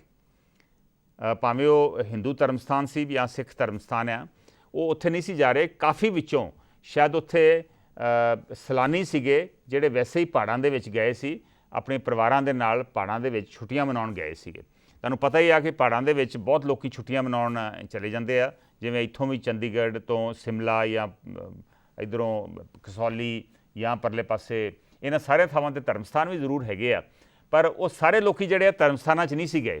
ਸੋ ਜੇ ਲੋਕੀ ਪਿਕਨਿਕਸ ਮਨਾਉਣ ਗਏ ਸੀ ਜਾਂ ਲੋਕੀ ਸੈਲਾਨੀ ਲੋਕੀ ਵੈਸੇ ਸੈਰ ਕਰਨ ਗਏ ਸੀ, ਤੇ ਉਹ ਜੋ ਵੀ ਕਰਨਗੇ ਉਹ ਆਪਣੀ ਖੁਸ਼ੀ ਵਾਸਤੇ ਉਹ ਜੋ ਵੀ ਕਰਨਾ ਚਾਹਣ ਉਹ ਕਰ ਸਕਦੇ ਆ। ਮੈਂ ਫਿਰ ਇਹ ਕਹਿਣਾ ਚਾਹੂੰਗਾ ਕਿ ਕੋਈ ਨਸ਼ੇ ਕਰਨਾ ਕੋਈ ਚੰਗੀ ਗੱਲ ਨਹੀਂ ਹੈ, ਨਸ਼ੇ ਨਹੀਂ ਕਰਨੇ ਚਾਹੀਦੇ। ਪਰ ਮੈਂ ਇਹ ਕਲੈਰੀਫਿਕੇਸ਼ਨ ਦੇਣੀ ਚਾਹੁੰਦਾ ਵਾਂ, ਆਪਾਂ ਇਹ ਨਾ ਸੋਚੀਏ ਕਿ ਜਿੰਨੇ ਵੀ ਉੱਥੇ ਧਾਰਮਿਕ ਸੱਜਣ ਗਏ ਸੀਗੇ ਜਾਂ ਧਰਮ ਸਥਾਨਾਂ 'ਤੇ ਸੱਜਣ ਗਏ ਸੀਗੇ ਉਹ ਸਾਰੇ ਨਸ਼ੇ ਕਰ ਰਹੇ ਸੀਗੇ। ਨੰਦ ਸਿੰਘ ਜੀ ਬਹੁਤ ਬਹੁਤ ਧੰਨਵਾਦ, ਤੁਸੀਂ ਆਪਣਾ ਐਕਸਪੀਰੀਅੰਸ ਦੱਸਿਆ ਔਰ ਸਾਨੂੰ ਤੁਸੀਂ ਗੁਰਬਾਣੀ ਦੀਆਂ ਕੋਈ ਤੁਕਾਂ ਵੀ ਸੁਣਾਈਆਂ। ਇੱਕ ਹੋਰ ਕਾਲਰ ਨੇ ਸਾਡੇ ਨਾਲ, ਉਹਨਾਂ ਦੀ ਵੀ ਗੱਲ ਸੁਣਦੇ ਹਾਂ। ਹੈਲੋ, ਸਤਿ ਸ਼੍ਰੀ ਅਕਾਲ ਭਾਜੀ। ਸਤਿ ਸ਼੍ਰੀ ਅਕਾਲ ਜੀ। ਮੈਂ ਅੰਮ੍ਰਿਤਪਾਲ ਬੋਲਦਾ, ਵਰਜੀਨੀਆ ਤੋਂ, USA ਤੋਂ। ਅੰਮ੍ਰਿਤਪਾਲ? ਹਾਂਜੀ ਹਾਂਜੀ ਅੰਮ੍ਰਿਤਪਾਲ ਜੀ, ਸਵਾਗਤ ਹੈ ਸ਼ੋਅ ਦੇ ਵਿੱਚ। ਦੱਸੋ ਕਿਹੜੀ ਗੱਲ ਤੇ ਵਿਚਾਰ ਰੱਖਣੇ ਚਾਹੁੰਦੇ? ਮਿਹਰਬਾਨੀ ਭਾਜੀ। ਵਿਚਾਰ ਮੈਂ ਭਾਜੀ ਇਹ ਰੱਖਣੇ ਸੀ, ਜਿਹੜੇ ਆਪਣੇ ਸੜਕਾਂ ਦੇ ਐਕਸੀਡੈਂਟ ਹੁੰਦੇ ਆ ਜਾਂ ਆਪਾਂ ਜਿੰਨਾ ਇੱਥੇ ਆਪਣੇ ਵੀ ਬੰਦੇ ਮਰ ਜਾਂਦੇ ਆ, ਇੱਕ ਤੇ ਹੈਗਾ ਵੀ ਲੋਕਾਂ ਨੂੰ ਬਾਹਲੀ ਰੋਡ ਸੈਂਸ ਹੈ ਨਹੀਂ ਕਿ ਲੋਕੀ, ਕਿਉਂਕਿ ਪੈਸਾ ਦਾ ਭਰ ਹੋ ਗਿਆ, ਕੋਈ ਗੱਡੀ ਵੇਚਣ ਲੱਗਾ ਕੋਈ ਪੁੱਛਦਾ ਹੀ ਨਹੀਂ ਕਿ ਤੇਰੇ ਕੋਲ ਲਾਇਸੈਂਸ ਓਰੀਜਨਲ ਲਿਆ ਜਾਂ ਕਿਵੇਂ ਆ ਜਾਂ ਕੋਈ ਐਕਸਪੀਰੀਅੰਸ ਆ। ਦੂਜੀ ਗੱਲ ਇਹ ਹੈ ਕਿ ਸਾਡੇ ਜਿਹੜੇ ਕਾਨੂੰਨ ਇਹਦੀ ਧਾਰਾ ਉਹ ਬੜੀ ਲਾਈਟ ਆ। ਜੇ ਬੰਦਾ ਵੀ ਕਿਸੇ ਕੋਲ ਮਰ ਜਾਂਦਾ ਤੇ ਮੈਕਸੀਮਮ 2 ਸਾਲ ਦੀ ਸਜ਼ਾ ਹੁੰਦੀ ਆ। ਇਵਨ ਕਈ ਮੰਤਰੀ ਵੀ ਮਰ ਗਏ। ਅੱਜ ਗਿਆਨੀ ਜੈਲ ਸਿੰਘ ਐਕਸੀਡੈਂਟ ਹੋਇਆ, ਸਾਹਿਬ ਸਿੰਘ ਵਰਮਾ ਦਾ ਹੋਇਆ, ਕੈਪਟਨ ਕਵਲਜੀਤ ਸਿੰਘ ਹੋ ਗਿਆ, ਮੇਰੇ ਖਿਆਲ ਕੁਝ ਨਹੀਂ ਬਣਿਆ ਉਹਨਾਂ ਦਾ। ਤੇ ਆਮ ਬੰਦੇ ਦਾ ਕੁਝ ਬਣਨਾ ਹੀ ਨਹੀਂ, ਜੇ ਏਡੇ ਵੱਡੇ ਬੰਦੇ ਦਾ ਕੋਈ ਨਹੀਂ ਬਣਨਾ। ਤੇ ਕਈ ਵਾਰੀ ਇਹਨਾਂ ਕੰਮਾਂ 'ਚ ਕਈ ਬੰਦੇ ਇਹਦਾ ਫਾਇਦਾ ਵੀ ਲੈਂਦੇ ਆ। ਪਿੱਛੇ ਜੇ ਅੰਮ੍ਰਿਤਸਰ ਦੇ ਇੱਕ MLA ਦੀ ਸੀਟ ਤੇ ਖੜਨਾ ਸੀਗਾ ਭਾਟੀਆ ਸਾਹਿਬ ਨੇ, ਉਹ ਦਿੱਲੀ ਜਾਂਦੇ ਐਕਸੀਡੈਂਟ ਹੋ ਗਿਆ, ਕੋਈ ਮੁੱਲ ਨਹੀਂ ਪਿਆ, ਬੜਾ ਕੁਝ ਹੁੰਦਾ। ਤੇ ਉਹ ਇਹ ਆ ਵੀ ਅੰਗਰੇਜ਼ਾਂ ਵੇਲੇ ਦਾ ਕਾਨੂੰਨ ਚੱਲੀ ਆਉਂਦਾ। ਜਿਸ ਵੇਲੇ ਦਾ ਕਾਨੂੰਨ ਬਿਲਡ ਹੋਇਆ ਉਸ ਵੇਲੇ ਤੇ ਮੇਰੇ ਖਿਆਲ ਗੱਡੀਆਂ ਹੀ ਪੰਜਾਬ 'ਚ DCਆਂ ਕੋਲ ਹੁੰਦੀਆਂ ਸੀਗੀਆਂ ਜਾਂ ਤਗੜੇ ਬੰਦਿਆਂ ਕੋਲ ਹੁੰਦੀਆਂ ਸੀਗੀਆਂ, ਕਿਉਂਕਿ ਹੁਣ ਜਿਸ ਤਰ੍ਹਾਂ ਦਾ ਗੱਡੀਆਂ ਉਸ ਨੇ ਕਾਨੂੰਨ ਡਿਵੈਲਪ ਨਹੀਂ ਕੀਤਾ। ਇਹਨਾਂ ਲੋਕਾਂ ਨੂੰ ਫੜ ਕੇ ਬਿਲਕੁਲ ਅੰਮ੍ਰਿਤਪਾਲ ਜੀ, ਤੁਸੀਂ ਜਿਹੜੇ ਵਿਚਾਰ ਦੱਸੇ ਸਾਨੂੰ ਰੱਖੇ ਆਪਣੇ ਵਿਚਾਰ, ਇਹ ਬਹੁਤ ਠੀਕ ਹੈ ਗੱਲ। ਸਾਨੂੰ ਕਈ ਪੱਧਰ ਤੇ ਸਾਨੂੰ ਸਟੈਪਸ ਲੈਣ ਦੀ ਲੋੜ ਹੈ। ਜਿਵੇਂ ਚੱਲ ਰਿਹਾ ਵਾ, ਬਹੁਤ ਅਫਸੋਸ ਦੀ ਗੱਲ ਹੈ, ਤੁਸੀਂ ਹੁਣੇ ਫੋਟੋਗ੍ਰਾਫਸ ਦੇਖੀਆਂ, ਕਰੀਬ ਫੋਟੋਗ੍ਰਾਫ ਸਾਰੀਆਂ ਚੰਡੀਗੜ੍ਹ ਦੀਆਂ, ਔਰ ਚੰਡੀਗੜ੍ਹ ਦੇ ਵਿੱਚ ਸਾਨੂੰ ਸਭ ਨੂੰ ਪਤਾ ਵੀ ਇੱਥੇ ਫਿਰ ਵੀ ਟ੍ਰੈਫਿਕ ਰੂਲਸ ਰੈਗੂਲੇਸ਼ਨਸ ਦੀ ਪਾਲਣਾ ਕਾਫੀ ਹੱਦ ਤੱਕ ਹੁੰਦੀ ਆ। ਜੇ ਉੱਥੇ ਇਹੋ ਜਿਹੀ ਹਾਲਤ ਹੈ ਜਿਹੋ ਜਿਹੀ ਆਪਾਂ ਫੋਟੋ ਦੇਖ ਰਹੇ ਹਾਂ, ਤੇ ਤੁਸੀਂ ਵੇਖੋ ਵੀ ਪੰਜਾਬ ਔਰ ਬਾਕੀ ਇਲਾਕਿਆਂ ਦੇ ਵਿੱਚ ਕੀ ਹਾਲਤ ਹੋ। ਪੰਜਾਬ ਦੇ ਵਿੱਚ ਵਾਕਈ ਇਸ ਵੇਲੇ ਬਹੁਤ ਬੁਰੀ ਹਾਲਤ ਹੈ ਸਾਰੇ ਸ਼ਹਿਰਾਂ ਦੇ ਵਿੱਚ। ਜਿਸ ਤਰ੍ਹਾਂ ਉੱਥੇ ਕੋਈ ਨਿਯਮ ਨਹੀਂ, ਕੋਈ ਉੱਥੇ ਹੈਲਮਟ ਪਾਉਂਦਾ ਨਹੀਂ, ਕੋਈ 4-4 5-5 ਬੰਦੇ ਜਿਹੜੇ ਆ ਉਹ 2 ਵੀਲਰਸ 'ਤੇ ਜਾਂਦੇ ਆ, ਜਿਹੜੇ ਆਪਣੇ 3 ਵੀਲਰਸ ਆ ਉਹ ਲੋਕਾਂ ਨਾਲ, ਜੋ ਉਹਨਾਂ ਦੀ ਕਪੈਸਿਟੀ 4 ਬੰਦੇ ਬਹਿਣ ਦੀ ਆ, ਤੇ ਉਹਦੇ 'ਚ ਘੱਟ ਤੋਂ ਘੱਟ 10-10 ਬੰਦੇ 15-15 ਬੰਦੇ ਬੈਠੇ ਹੁੰਦੇ ਆ। ਸੋ ਇਸ ਕਰਕੇ ਬਹੁਤ ਕੁਝ ਕਰਨ ਦੀ ਲੋੜ ਹੈ। ਕਿੱਥੋਂ ਸ਼ੁਰੂ ਕਰੀਏ, ਕਿੱਥੇ ਖਤਮ ਕਰੀਏ, ਇਹਦਾ ਹੀ ਸਮਝ ਨਹੀਂ ਆਉਂਦੀ। ਇਸੇ ਮਸਲੇ 'ਤੇ ਸਾਨੂੰ ਡੇਟਨ ਓਹਾਇਓ ਤੋਂ ਡਾਕਟਰ ਚਰਨਜੀਤ ਸਿੰਘ ਬਟਾਲਾ ਨੇ ਇੱਕ ਈਮੇਲ ਭੇਜੀ ਆ। ਇਸ 'ਚ ਉਹਨਾਂ ਨੇ ਇਸ ਮਸਲੇ ਨੂੰ ਬਹੁਤ ਵਿਸਥਾਰ ਨਾਲ ਵਿਚਾਰਿਆ। ਉਹਨਾਂ ਦਾ ਕਹਿਣਾ ਕਿ ਭਾਰਤ ਦੀਆਂ ਅਤੇ ਖਾਸ ਕਰਕੇ ਪੰਜਾਬ ਦੀਆਂ ਜਿਹੜੀਆਂ ਕਿਲਰ ਰੋਡਸ ਆ, ਸੜਕ ਹਾਦਸਿਆਂ ਦੇ ਕਿਲਰ ਰੋਡਸ ਦੇ ਉੱਤੇ ਸੜਕ ਹਾਦਸਿਆਂ ਦੇ ਕਈ ਕਾਰਨ ਨੇ। ਸਭ ਤੋਂ ਪਹਿਲਾਂ ਤਾਂ ਡਰਾਈਵਿੰਗ ਲਾਇਸੈਂਸ ਦੇਣ ਤੋਂ ਪਹਿਲਾਂ ਇੱਕ ਲਿਖਤੀ ਟੈਸਟ ਹੋਣਾ ਚਾਹੀਦਾ, ਜਿਸ ਉਪਰੰਤ ਪਹਿਲਾਂ ਲਰਨਰ ਲਾਇਸੈਂਸ ਮਿਲਣਾ ਚਾਹੀਦਾ, ਤੇ ਉਸ ਤੋਂ ਬਾਅਦ ਫਿਰ ਜਿਹੜਾ ਫੁੱਲ ਫਲੈਜ ਡਰਾਈਵਿੰਗ ਲਾਇਸੈਂਸ ਉਹ ਮਿਲਣਾ ਚਾਹੀਦਾ। ਉਹਨਾਂ ਦਾ ਦੂਜਾ ਸੁਝਾਅ ਹੈ ਕਿ ਦਿੱਲੀ, ਚੰਡੀਗੜ੍ਹ ਅਤੇ ਹੋਰ ਸੂਬਿਆਂ ਵਾਂਗ ਪੰਜਾਬ ਵਿੱਚ ਵੀ ਸਾਰੀਆਂ ਟ੍ਰੈਫਿਕ ਲਾਈਟਾਂ 'ਤੇ CCTV ਕੈਮਰੇ ਲਾਉਣੇ ਚਾਹੀਦੇ ਆ, ਤਾਂ ਕਿ ਲਾਲ ਬੱਤੀ ਜਿਹੜੇ ਲੰਘਣ ਵਾਲੇ ਆ ਉਹਦੀ ਉਲੰਘਣਾ ਕਰਦੇ ਆ, ਉਹਨਾਂ ਵਾਹਨਾਂ ਦਾ ਚਲਾਨ ਹੋ ਸਕੇ। ਜਿਵੇਂ ਤੁਸੀਂ ਆਹ ਫੋਟੋਗ੍ਰਾਫਸ ਜਿਹੜੀਆਂ ਦੇਖ ਰਹੇ ਸੀ ਸਾਡੇ TV ਸਕਰੀਨ 'ਤੇ, ਇਹ ਸਾਰੀਆਂ CCTV ਕੈਮਰੇ ਦੀਆਂ ਸ਼ਾਟਸ ਹੈ। ਉਹਨਾਂ ਇਹ ਵੀ ਕਿਹਾ ਕਿ ਵਿਦੇਸ਼ਾਂ ਵਾਂਗ ਟ੍ਰੈਫਿਕ ਨਿਯਮਾਂ ਦੀ ਉਲੰਘਣਾ ਕਰਨ ਦੀ ਸੂਰਤ ਵਿੱਚ ਜੁਰਮਾਨੇ ਦੇ ਨਾਲ ਡਰਾਈਵਿੰਗ ਲਾਇਸੈਂਸ ਖੁੱਸਣ ਦੀ ਵੀ ਵਿਵਸਥਾ ਹੋਣੀ ਚਾਹੀਦੀ ਹੈ। ਸਾਡੇ ਇੱਥੇ ਕੋਈ ਡਰਾਈਵਿੰਗ ਲਾਇਸੈਂਸ ਬਣ ਜੇ, ਫਿਰ ਉਹ ਡਰਾਈਵਿੰਗ ਲਾਇਸੈਂਸ ਕੋਈ ਇਹੋ ਜਿਹਾ ਸਿਸਟਮ ਹੀ ਨਹੀਂਗਾ ਵੀ ਤੁਸੀਂ ਜਿਹੋ ਜਿਹੀ ਮਰਜ਼ੀ ਉਲੰਘਣਾ ਕਰ ਲਓ, ਉਹ ਡਰਾਈਵਿੰਗ ਲਾਇਸੈਂਸ ਤੁਹਾਡਾ ਕੈਂਸਲ ਨਾ ਹੋਵੇ। ਸਾਡੇ ਪੰਜਾਬ 'ਚ ਇਹ ਵੀ ਦੇਖਿਆ ਗਿਆ, ਉਹਨਾਂ ਅੱਗੇ ਕਿਹਾ ਕਿ ਸੜਕ ਦੇ ਆਸੇ-ਪਾਸੇ ਟਰੱਕ, ਬੱਸਾਂ ਅਤੇ ਹੋਰ ਗੱਡੀਆਂ ਜਿਹੜੀਆਂ ਵਾ ਉਹ ਹਮੇਸ਼ਾ ਹੀ ਖੜੀਆਂ ਰਹਿੰਦੀਆਂ, ਕਿਉਂਕਿ ਬਹੁਤ ਸਾਰੇ ਢਾਬੇ ਬਣੇ ਆ ਸੜਕਾਂ ਦੇ ਨਾਲ। ਜੋ ਬੰਦਾ ਜਦੋਂ ਢਾਬੇ 'ਤੇ ਚਾਹ ਪੀਣ ਜਾਂਦਾ, ਸੜਕ 'ਤੇ ਗੱਡੀ ਖੜੀ ਕਰ ਦਿੰਦਾ। ਵਿਦੇਸ਼ਾਂ ਵਾਂਗ ਇਹਨਾਂ 'ਤੇ ਸਖਤੀ ਨਾਲ ਪਾਬੰਦੀ ਹੋਣੀ ਚਾਹੀਦੀ ਹੈ। ਉੱਥੇ ਲਾਈਨ ਲੱਗੀ ਹੁੰਦੀ ਹੈ, ਲਾਈਨ ਤੋਂ ਪਰਲੇ ਪਾਸੇ ਗੱਡੀਆਂ ਖੜੀਆਂ ਹੋ ਸਕਦੀਆਂ, ਲਾਈਨ ਦੇ ਇੱਧਰਲੇ ਪਾਸੇ ਨਹੀਂ। ਬਾਹਰ ਵਾਂਗੂ ਸਭ ਲੀਡਰਾਂ ਅਤੇ ਅਫਸਰਾਂ ਦੀਆਂ ਲਾਲ ਬੱਤੀਆਂ ਅਤੇ ਜਿਹੜੇ ਹੂਟਰ ਆ ਉਹ ਉਤਰ ਜਾਣੇ ਚਾਹੀਦੇ ਨੇ। ਇਹ ਵੀ ਟ੍ਰੈਫਿਕ ਨਿਯਮਾਂ ਦੀ ਸ਼ਰੇਆਮ ਉਲੰਘਣਾ ਕਰਦੇ ਨੇ। ਬਿਲਕੁਲ ਠੀਕ ਹੈ। ਸਾਡੇ ਇੱਥੇ 'ਤੇ ਇਹ ਵੀ ਵੇਖਿਆ ਗਿਆ ਕਿ ਜਦੋਂ ਲਾਲ ਬੱਤੀ ਵਾਲੀ ਕੋਈ ਗੱਡੀ, ਕੋਈ ਸੋ ਕਾਲਡ VIP ਲੰਘਣੇ ਹੁੰਦੇ ਆ, ਉਦੋਂ ਟ੍ਰੈਫਿਕ ਲਾਈਟਾਂ ਵੀ ਬੰਦ ਕਰ ਦਿੰਦੇ ਆ, ਸੋ ਦੈਟ ਉਹ ਪਹਿਲੋਂ ਲੰਘ ਜਾਣ। ਪਤਾ ਨਹੀਂ ਇੰਨੀ ਕਿਹੜੀ ਛੇਤੀ ਹੁੰਦੀ ਹੈ। ਬਾਹਰ ਵਾਂਗੂ ਭਾਰਤੀਆਂ ਜਿਹੜੀਆਂ ਇੱਥੇ ਭਾਰਤ ਦੇ ਵਿੱਚ ਵੀ ਜਿਹੜੀਆਂ ਵੱਡੀਆਂ ਗੱਡੀਆਂ ਵਾ, ਜਿਹੜੀਆਂ ਭਾਰੀ ਗੱਡੀਆਂ ਜਿਹੜੀਆਂ ਵਾ, ਉਹਨਾਂ ਵਾਸਤੇ ਖਾਸ ਨਿਯਮ ਬਣਨੇ ਚਾਹੀਦੇ ਆ। ਉਹਨਾਂ ਕਿਹਾ ਕਿ ਉਦਾਹਰਨ ਵਜੋਂ ਹੈਵੀ ਵਹੀਕਲਸ ਦੇ ਜਿਹੜੇ ਡਰਾਈਵਰ ਆ, ਉਹ ਇੱਕ ਹਫ਼ਤੇ 'ਚ ਉੱਥੇ ਸਿਰਫ ਬਾਹਰਲੇ ਮੁਲਕਾਂ 'ਚ, ਸ਼ਾਇਦ US ਔਰ ਕੈਨੇਡਾ ਦੇ ਵਿੱਚ 70 ਘੰਟਿਆਂ ਤੋਂ ਵੱਧ ਉਹ ਟਰੱਕ ਨਹੀਂ ਚਲਾ ਸਕਦੇ। ਸੋ ਇਹੋ ਜਿਹੀ ਪਾਬੰਦੀ ਜਿਹੜੀ ਆ ਸ਼ਾਇਦ ਇੱਥੇ ਵੀ ਹੋਣੀ ਚਾਹੀਦੀ ਆ। ਇੱਥੇ ਜਿਹੜਾ ਇੱਕ ਡਰਾਈਵਰ ਆ ਉਹਨੂੰ ਸ਼ਾਬਾਸ਼ੀ ਦਿੰਦੇ ਆ ਵੀ ਜੇ ਉਹ ਬਿਨਾਂ ਸੁੱਤੇ ਹਫ਼ਤੇ ਦੇ ਵਿੱਚ ਮਾਲ ਜਿਹੜਾ ਵਾ ਉਹ ਦੂਰ ਕਿਤੇ ਮਦਰਾਸ ਜਾਂ ਕਿਤੇ ਹੋਰ ਪਹੁੰਚਾ ਕੇ ਵਾਪਸ ਆ ਜੇ। ਓਵਰਲੋਡਿੰਗ 'ਤੇ ਵੀ ਅਮਰੀਕਾ ਵਰਗੇ ਮੁਲਕਾਂ 'ਚ ਬਿਲਕੁਲ ਜ਼ੀਰੋ ਟੋਲਰੈਂਸ ਹੈ। ਜੇ ਓਵਰਲੋਡਿੰਗ ਆ ਤੇ ਗੱਡੀ ਸ਼ਾਇਦ ਉੱਥੇ ਜ਼ਬਤ ਹੋ ਜਾਂਦੀ ਹੈ। ਆਪਣੇ ਪੰਜਾਬ 'ਚ ਅਸੀਂ ਆਮ ਹੀ ਤੁਸੀਂ ਦੇਖਿਆ, ਪਿੰਡਾਂ ਦੇ ਵਿੱਚ ਖਾਸ ਕਰਕੇ ਛੋਟੇ ਸ਼ਹਿਰਾਂ 'ਚ ਜਿਹੜੇ ਤੂੜੀ, ਪਰਾਲੀ ਜਾਂ ਕਪਾਹ ਨਾਲ ਜਿਹੜੇ ਲੱਦੇ ਟਰੱਕ ਆ ਜਾਂ ਟਰੈਕਟਰ ਆ, ਉਹ ਸੜਕਾਂ 'ਤੇ ਆਮ ਹੀ ਲੰਘਦੇ ਦੇਖੇ ਜਾ ਸਕਦੇ। ਔਰ ਕਈ ਵਾਰ ਬੜਾ ਰਿਸਕ ਹੁੰਦਾ ਵਾ, ਜਦੋਂ ਤੁਸੀਂ ਕੋਲ ਦੀ ਕਾਰ ਲੰਘਾਉਂਦੇ ਜੇ, ਤਾਂ ਐਂ ਲੱਗਦਾ ਵੀ ਸ਼ਾਇਦ ਜਿਹੜੀ ਉਹ ਟਰਾਲੀ ਆ ਤੁਹਾਡੇ ਉੱਤੇ ਹੀ ਆ ਪਊਗੀ। ਸੜਕਾਂ ਦੇ ਨਾਲ ਕੋਈ ਵਪਾਰਕ ਅਦਾਰਾ, ਮੈਂ ਜਿਵੇਂ ਅੱਗੇ ਢਾਬਿਆਂ ਦੀ ਗੱਲ ਕੀਤੀ ਹੈ, ਵਪਾਰਕ ਅਦਾਰਾ ਜਿਹੜਾ ਉਹਨੂੰ ਖੁੱਲ੍ਹਣ ਦੀ ਇਜਾਜ਼ਤ ਨਹੀਂ ਹੋਣੀ ਚਾਹੀਦੀ। ਇਸ ਦੇ ਨਾਲ ਉਹਨਾਂ ਨੇ ਡਾਕਟਰ ਚਰਨਜੀਤ ਨੇ ਕਿਹਾ ਕਿ ਜਿਹੜੇ ਕੰਨ ਪਾੜਵੇਂ ਜਿਹੜੇ ਪ੍ਰੈਸ਼ਰ ਹਾਰਨ ਆ ਅਤੇ 3 ਵੀਲਰਸ 'ਚ ਜਿਨ੍ਹਾਂ ਦੀ ਹੁਣੇ ਗੱਲ ਕੀਤੀ ਆ, ਉਹਨਾਂ ਕਿਹਾ ਕਿ ਉਹਨਾਂ 'ਚ ਕੁੱਕੜਾਂ ਵਾਂਗ ਲੱਦੇ ਜਿਹੜੇ ਸਕੂਲੀ ਬੱਚੇ ਅਤੇ ਸਵਾਰੀਆਂ, ਅਤੇ ਇਸੇ ਤਰ੍ਹਾਂ ਹੀ ਜਿਹੜੇ ਪਿੰਡਾਂ ਦੇ ਵਿੱਚ ਮਰੂਤੇ ਅਤੇ ਘੜੂਕੇ ਚੱਲਦੇ ਆ, ਉਹਨਾਂ 'ਤੇ ਵੀ ਸਖਤੀ ਨਾਲ ਸਾਨੂੰ ਪਾਬੰਦੀ ਲਾਉਣੀ ਚਾਹੀਦੀ ਹੈ। ਡਾਕਟਰ ਗੁਮਟਾਲਾ ਨੇ ਕੁਝ ਹੋਰ ਵੀ ਵਿਚਾਰ ਭੇਜੇ ਨੇ ਜਿਹੜੇ ਬਹੁਤ ਸ਼ਲਾਘਾਯੋਗ ਨੇ। ਸਾਡੇ ਇੱਥੇ ਪ੍ਰੋਬਲਮ ਇਹ ਹੈ ਕਿ ਇਸ ਮਸਲੇ ਨੂੰ ਹੁਣ ਤੱਕ ਕਿਸੇ ਸਰਕਾਰ ਨੇ ਗੰਭੀਰਤਾ ਨਾਲ ਨਹੀਂ ਲਿਆ। ਹਾਲੇ ਰੋਜ਼ ਮੈਂ ਦੱਸਿਆ ਜਿਵੇਂ 8 ਤੋਂ 9 ਬੰਦੇ ਮਰਦੇ ਆ।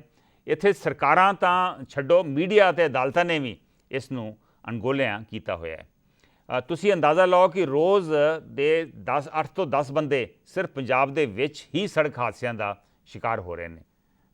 ਮਤਲਬ ਬਾਕੀ ਕਾਰਨ ਤਾਂ ਹੈ ਹੀ ਹੈ। ਇੰਨੇ ਬੰਦੇ ਜਿਹੜੇ ਆ ਤਾਂ ਸ਼ਾਇਦ ਆਪਣੇ ਪੁਰਾਣੇ ਜ਼ਮਾਨੇ 'ਚ ਜਦੋਂ ਜੰਗਲ ਰਾਜ ਹੁੰਦਾ ਸੀ ਉਦੋਂ ਵੀ ਨਹੀਂ ਸੀ ਮਰਦੇ। ਮੇਰਾ ਖਿਆਲ ਹੈ ਕਿ ਹਰ ਇੱਕ ਸੜਕ ਹਾਦਸੇ ਦੀ ਜਿਹੜੀ ਜ਼ਿੰਮੇਵਾਰੀ ਆ ਉਹ ਸਰਕਾਰ ਦੀ ਹੋਣੀ ਚਾਹੀਦੀ ਹੈ, ਕਿਉਂਕਿ ਸਰਕਾਰ ਜਿਹੜੀ ਆ ਉਹ ਸਾਨੂੰ ਸੁਰੱਖਿਆ ਰੱਖਣ ਦਾ ਉਹਨਾਂ ਦੀ ਜ਼ਿੰਮੇਵਾਰੀ ਆ। ਸ਼ਾਇਦ ਲੋੜ ਹੈ ਕਿ ਹਰ ਰਾਜ ਵਿੱਚ ਇੱਕ ਸਰਫੇਸ ਟਰਾਂਸਪੋਰਟ ਦਾ ਮੰਤਰੀ ਨਿਯੁਕਤ ਕੀਤਾ ਜਾਏ। ਪੰਜਾਬ 'ਤੇ ਜ਼ਰੂਰ ਹੋਣਾ ਚਾਹੀਦਾ, ਕਿਉਂਕਿ ਇੱਥੇ ਇੰਨੇ ਜ਼ਿਆਦਾ ਸੜਕ ਹਾਦਸੇ ਹੋ ਰਹੇ ਆ। ਇਸ ਮੰਤਰੀ ਔਰ ਉਸਦੇ ਮਹਿਕਮੇ ਦੀ ਜ਼ਿੰਮੇਵਾਰੀ ਸਹੀ ਨਿਯਮ ਬਣਾਉਣ ਦੀ ਅਤੇ ਇਹਨਾਂ ਦੀ ਪਾਲਣਾ ਕਰਾਉਣ ਦੀ ਹੋਣੀ ਚਾਹੀਦੀ ਆ। ਟ੍ਰੈਫਿਕ ਪੁਲਿਸ ਇਸ ਮੰਤਰੀ ਅਤੇ ਇਸ ਡਿਪਾਰਟਮੈਂਟ ਮੇਰੇ ਹਿਸਾਬ ਇਹਨਾਂ ਦੇ ਅਧੀਨ ਹੋਣਾ ਚਾਹੀਦਾ। ਹਰ ਇੱਕ ਸੜਕ ਹਾਦਸੇ ਦੀ ਕਾਨੂੰਨੀ ਜਾਂਚ ਹੋਣੀ ਚਾਹੀਦੀ ਹੈ, ਜਿਹੜੀ 1 ਹਫ਼ਤੇ ਦੇ ਵਿੱਚ ਪੂਰੀ ਹੋਵੇ ਅਤੇ ਉਸ ਉੱਪਰ ਦੋਸ਼ੀ ਨੂੰ ਸਜ਼ਾ ਸੁਣਾਈ ਜਾ ਸਕੇ।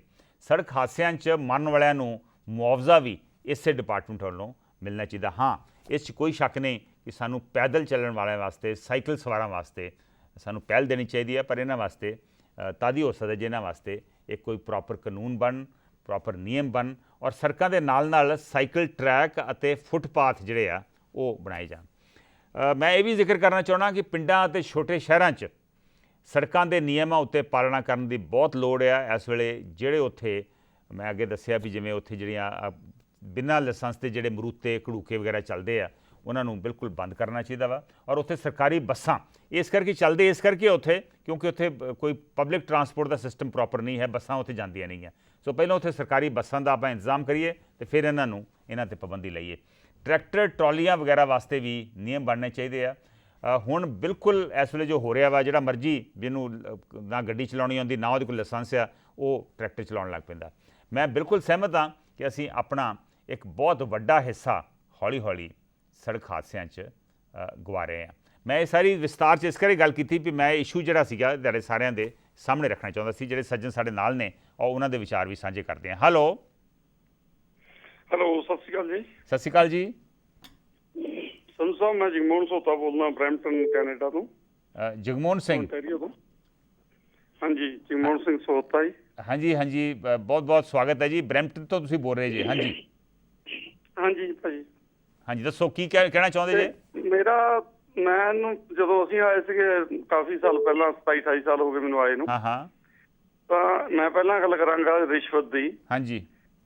ਡੀਸੀ ਪਟਿਆਲੇ ਦਾ ਜਿਹੜਾ ਬਾਹਰ ਹਾਕਰ ਸੀਗਾ ਜੀ, ਜਿਹੜਾ ਫਾਈਲਾਂ ਅੰਦਰ ਤੁਹਾਡੀ ਅਰਜੀ ਲੈ ਕੇ ਜਾਂਦਾ ਸੀ ਸੀਮੈਂਟ ਦੇ, ਉਦੋਂ ਮੈਂ ਪਰਮਿਟ ਲੈ ਜੀ, ਚਾਹੇ 10 ਥੈਲੇ ਸੀਮੈਂਟ ਦੇ ਲੈਣੇ ਆ ਜੀ, ਤਾਂ ਉਹ 20 ਤੋਂ 50 ਰੁਪਏ ਲੈਂਦਾ ਹੁੰਦਾ ਸੀ।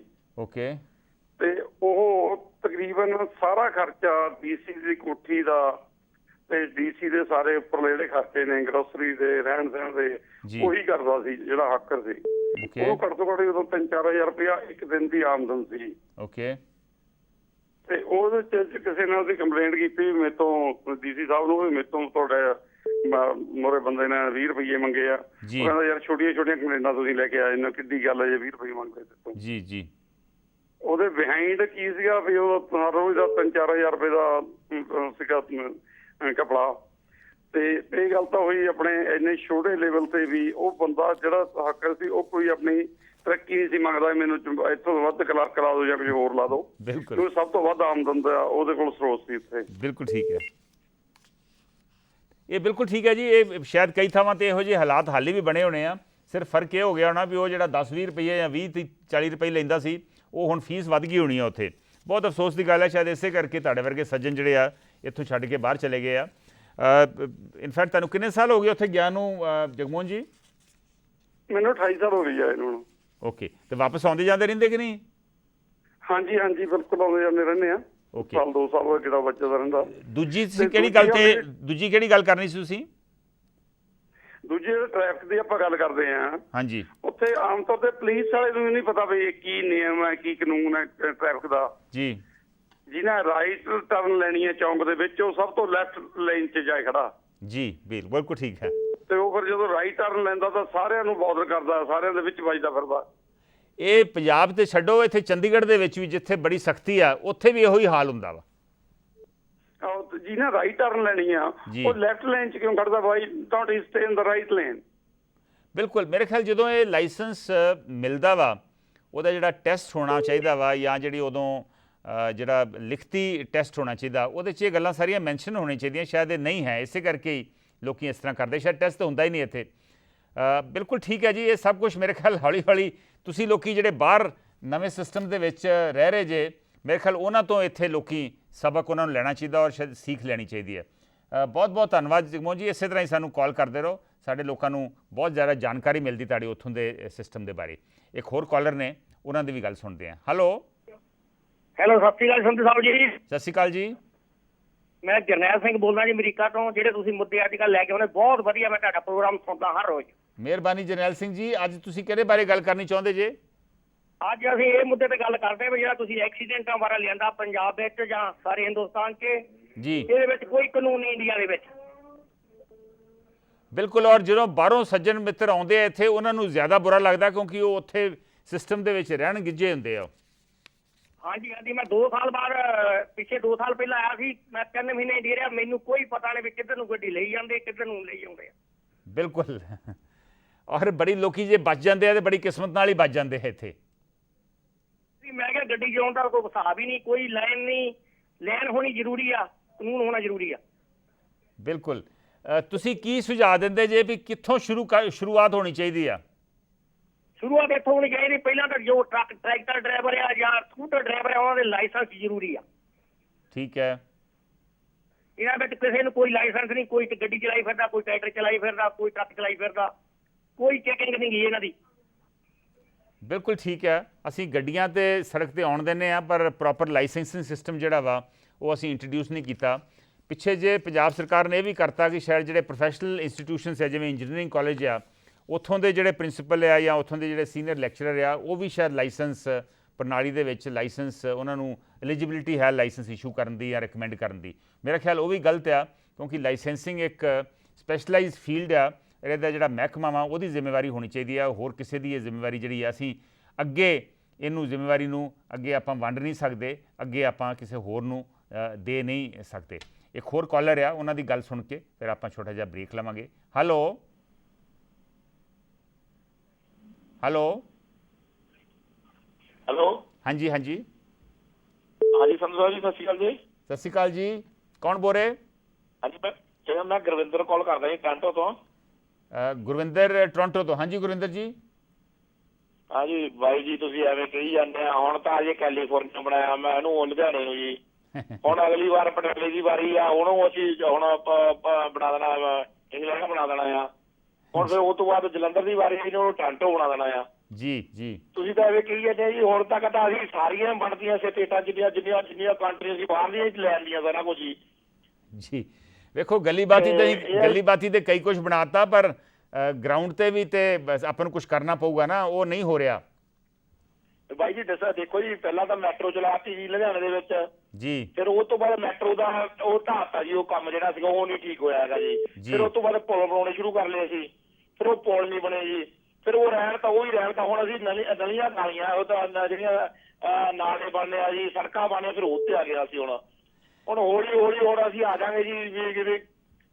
ਨਹੀਂ, ਇਹ ਨਹੀਂ ਗੱਲ। ਕੁਝ ਪੁਲ ਵੀ ਬਣੇ ਆ, ਕੁਝ ਸੜਕਾਂ ਵੀ ਬਣੀਆਂ ਵਾ, ਪਰ ਪ੍ਰੋਬਲਮ ਇਹ ਆ ਵੀ ਜੋ ਕੁਝ ਬਣਦਾ ਵਾ ਉਹ ਲੋੜ ਉਹ ਤੋਂ ਵੱਧ ਹੋ ਜਾਂਦੀ ਆ। ਸੋ ਇਸ ਕਰਕੇ ਸ਼ਾਇਦ ਸਾਨੂੰ ਇੱਕ ਸਿਸਟਮ ਬਣਾਉਣ ਦੀ ਲੋੜ ਆ ਵੀ ਜਿਹਦੇ ਨਾਲ ਸ਼ੁਰੂ ਤੋਂ ਆਪਾਂ ਇੱਕ ਸ਼ੁਰੂਆਤ ਇਹੋ ਜਿਹੀ ਕਰੀਏ ਜਿਹੜੀ ਆ 2-4 ਸਾਲਾਂ ਦੇ ਵਿੱਚ ਜਿਹੜੀ ਇੰਪਰੂਵਮੈਂਟ ਹੈ ਉਹ ਬਿਲਕੁਲ ਨਜ਼ਰ ਆਵੇ। ਕਿਉਂਕਿ ਅਸੀਂ ਜਿਹੜੇ 10 ਫੁੱਟ ਦੀ ਸੜਕ ਹੈ ਉਹਨੂੰ 15 ਫੁੱਟ ਕਰ ਦਿੰਦੇ ਆ। ਉਹ 15 ਫੁੱਟ ਤੱਕ ਜਦੋਂ ਤੱਕ ਹੁੰਦੀ ਆ, ਉਦੋਂ ਤੱਕ ਉਹਦੀ ਲੋੜ 20 ਫੁੱਟ ਕਰਨ ਦੀ ਹੁੰਦੀ ਆ। ਔਰ ਇਸ ਕਰਕੇ ਇਹ ਜ਼ਿਆਦਾ ਲੋੜ ਹੈ ਨਿਯਮ ਬਣਾਉਣ ਦੀ। ਚਲੋ ਸੜਕਾਂ ਵਗੈਰਾ ਤੇ ਬਣਦੀਆਂ ਰਹਿਣਗੀਆਂ, ਪੁਲ ਵੀ ਬਣਦੇ ਰਹਿਣਗੇ, ਜਿਉਂ ਇੱਕ ਵਾਰੀ ਨਿਯਮ ਬਣ ਗਏ ਉਦੋਂ ਟ੍ਰੈਫਿਕ ਥੋੜ੍ਹਾ ਜਿਹਾ ਸਲੋ ਜ਼ਰੂਰ ਹੋਊਗਾ, ਪਰ ਐਟਲੀਸਟ ਲੋਕਾਂ ਦੀਆਂ ਜਾਨਾਂ ਨਹੀਂ ਉਹਦੇ 'ਚ ਨਹੀਂ ਜਾਣਗੀਆਂ। ਬਹੁਤ ਬਹੁਤ ਧੰਨਵਾਦ। ਆਪਾਂ ਗੱਲ ਕਰ ਰਹੇ ਹਾਂ ਵੱਧ ਰਹੇ ਸੜਕ ਹਾਦਸਿਆਂ ਦੀ, ਜਿਹੜੇ ਪੰਜਾਬ ਦੇ ਵਿੱਚ ਆਪਾਂ ਦੇਖ ਰਹੇ ਹਾਂ। ਇਸ ਮਸਲੇ 'ਤੇ ਸਾਡੇ ਫੇਸਬੁੱਕ 'ਤੇ ਵੀ ਬਹੁਤ ਸਾਰੇ ਕਮੈਂਟ ਆਏ ਨੇ, ਇਹਨਾਂ 'ਚ ਬਹੁਤ ਅੱਛੇ ਵਿਚਾਰ ਵੀ ਨੇ।